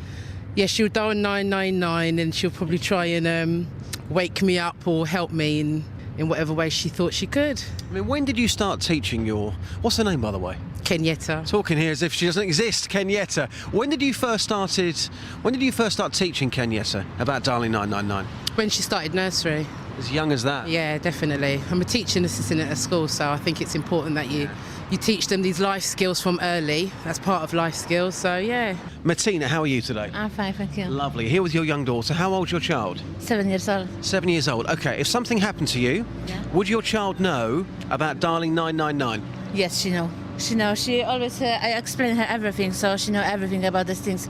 Graham, you've got a 2-year-old child, correct? I have, yeah. Okay, so we're talking about dialing 999 today. If something happened to you, would your 2-year-old, and that's very, very young, would they know what to do? I don't know if he'd know what to do, but he has rung 999 about 5 or 6 times, and we keep getting calls from the police saying, please don't, please look after your child and stop ringing the number all the time. And that's happened seriously about 4 or 5 times. But to be honest with you, no, we wouldn't know 999. He just presses it on the phone, to be honest. That's weird, though, because if he's dialing 999, he knows about the number, clearly. I think it's just numbers on the keypad and just randomly done it. I suppose it's in the bottom corner or something, because obviously the phone's locked and you only can make an emergency call, so it's just random numbers. You might have pressed it 10 nines, but the first 3 nines obviously go through, yeah. So you've never had a conversation about, and again, very, very young, but you've never had a conversation or tried to about emergency services or anything like that. It's just it's just pure chance he's dialing 999. Absolute pure chance, yeah. Totally. Interesting. Yeah. But we keep getting calls off the police, like, you know, they're saying, like, you know, please stop it because it could be an emergency at one point, like. How unusual. OK, Graham, nice to meet you. Take care. Thank you. Cheers, Don't give him the phone, Gray. That's but he's getting hold of that phone. Yeah, I mean, well, I don't know. Lock it. Lock it. People might have similar stories. I don't know. Justin, sorry, what were we talking about today? 999. And just ask me the question you asked them. The question I asked, what, on the streets this morning? Yeah. OK. If there was an emergency, would your child know what to do? That wasn't the question you'd asked. What was the question I asked then? Can I just cue it up again? It might take a minute. Hang on a second. Let's have a listen. Madam, you're looking a bit cool this morning with the shades on. Well, you've got to be in it. Love that look. Now, you're here with your young child this morning. Yeah. If there was an emergency and something happened to you, would your child know what to do? Not yet. Oh, yeah, That's not the question, Justin. 999. Yeah, she'll dial 999 and she'll probably try and wake me up or help me in whatever way she thought she could. I mean, when did you start teaching your... What's her name, by the way? Kenyatta. Talking here as if she doesn't exist. Kenyatta. Kenyatta's When did you first started... Obvious. When did you first start teaching Kenyatta about dialing 999? There we go, did it there. Nursery. Next one as well, it's clearer. Yeah, definitely. I'm a teaching assistant at a school, so I think it's important that you teach them these life skills from early. That's part of life skills, so yeah. There we go. Martina, how are you today? I'm fine, thank you. Lovely. Here with your young daughter. How old's your child? 7 years old. 7 years old. OK, if something happened to you, would your child know about dialing 999? There. What did you just say? About dialing 999. About what? About dialing 999. Say it again in conversation. Would you say the whole sentence? Would your child know? Would your child know what to do? No. Would your child know about, and then say it. So to do that. Would your child know about dialing 999? I don't know, sweetheart. Do you know what you're saying? No, go on. Say it again. Mark. Say it again, sweetness. Say it again, sweetness. Okay. If there was an emergency, would your child know about dialing 999? I don't know, honey. Okay. Do you know what you're doing? I've got no idea. Do it again. Oh, do it again. For goodness sake. Do it again. Okay. No, stop laughing, you two, please. This is serious. This is a serious phone-in, actually. If there was an emergency and something happened to you, would your child know about dialing 999? What's wrong with that? Nothing, darling. Speak to you later. Cheers, boss. Because I noticed it when he introduced the piece. He was saying, darling, 999. He loves to put in a chat-up line. Anyway. The fair play. You've got to say that about Dealey. Always working it. Yeah. Always. Darling, 999. Sometimes he might be darling his darling.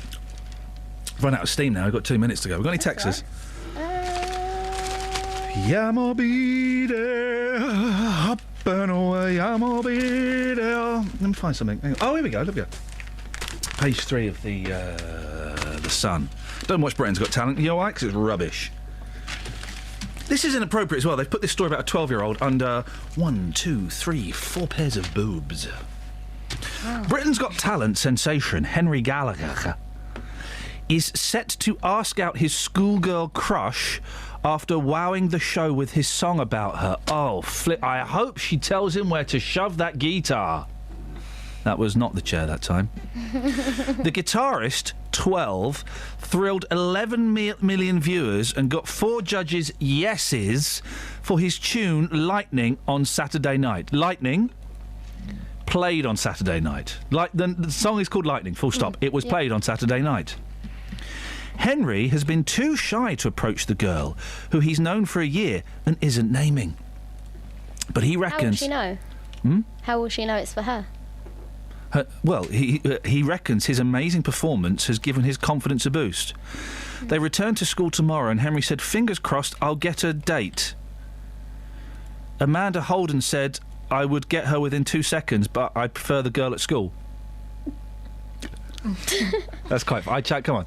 Amanda Holden... Here we go. Fingers crossed, again. Amanda Holden said I would get her within 2 seconds. But I prefer the... But, no. But I prefer the girl... No. But I... I can't not. Sorry. Amanda Holden said I'd get her within 2 seconds, but I'm still a bit shy. Before I was like, no way. Now I'm like, maybe. a 12-year-old. 12-year-old shouldn't be even thinking about that kind of... 12-year-olds shouldn't be on television. They shouldn't be writing songs. They shouldn't be singing. They certainly should not be allowed within 100 yards of Amanda Holden, because she is going to corrupt their minds. Kelly, excellent stuff today from Alice. Alice, adequate stuff today from Kelly. Lockers, I mean, just... Dealey, my darling. Travel news for beds, cards and bugs. BBC Three Counties Radio. There are delays on the A1M southbound between junction 8 for Hitchin and 7 for Stevenage. On the M25, there are queues anti-clockwise between junction 18 for Chorleywood and 16 for the M40. And in High Wycombe on the A404, it's looking slow on all the approaches to the Handy Cross roundabout. In Chester, the A10 Great Cambridge Road is also looking very busy between Church Lane, southbound towards the M25. And on the trains, there's a replacement bus between St Albans Abbey and Watford Junction for London Midland services because the train's broken down on the line. And also there are some delays on the London Underground. The Jubilee line is suspended between Stanmore and Wembley Park, and the Bakerley line also has severe delays between Queen's Park and Harrow and Wilson. Samantha Bruff, BBC Three Counties Radio. Sammy, thank you very much indeed. Excellent stuff from you as always. Doesn't even need to be said, but I'm going to say it for goodness sakes. Don't forget you can download the podcast. Go to iTunes. Iain Lee BBC, it pops up, or you can listen again on the iPlayer. I recommend last Friday's show. Till tomorrow at 6 from all of us. Ta-ta. Local and vocal across beds, hearts and bucks. This is BBC Three Counties Radio. Thank you, Ian. Good morning. Welcome to the JVS show. I'm Jonathan Vernon-Smith. Start of a new week. It's 9 o'clock, and on today's big phone-in, should you be ashamed of yourself if you don't vote? Today is the last day for people to register to vote in the general election, and yet 7.5 million people have still not registered to vote. A finger points out of the Daily Mirror's front page today, which is emblazoned with the Union flag, telling readers that past generations have given everything so we have the right to choose our leaders. Their message to the public: your country needs you to vote. Well, JVS show listeners have called me in the past to say that many of you have never voted. Well, I want to hear from you this morning. Should you be ashamed of yourself if you don't vote? Here's my telephone number for your call: 08459 455 555. This is the JVS show on BBC Three Counties Radio. So I'll hope to hear from you in just a second, but first let's get the latest BBC News at 9 o'clock. Here's Lee Agnew. A taxi driver has been robbed at gunpoint in Milton Keynes. He was attacked by 3 men after being called to an address in Coffey Hall. Barry Caffrey reports. The driver arrived close to the Church of Our Lady of Lourdes at 3 o'clock on Saturday morning. The men opened the car doors and punched the driver, who's in his 40s, and threatened him with a handgun. After taking his money and phone, they ran off towards the V6 Grafton Street.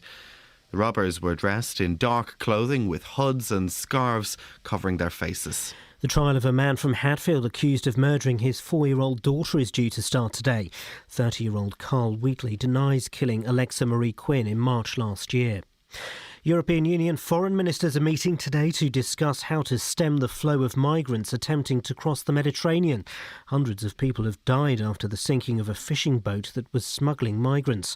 The Maltese Prime Minister Joseph Muscat says Libya needs to form a government that would accept international intervention. That would enable then the United Nations Security Council to come up with a resolution, which I believe would be backed unanimously, enabling an international coalition to come in. I don't think that there is a lack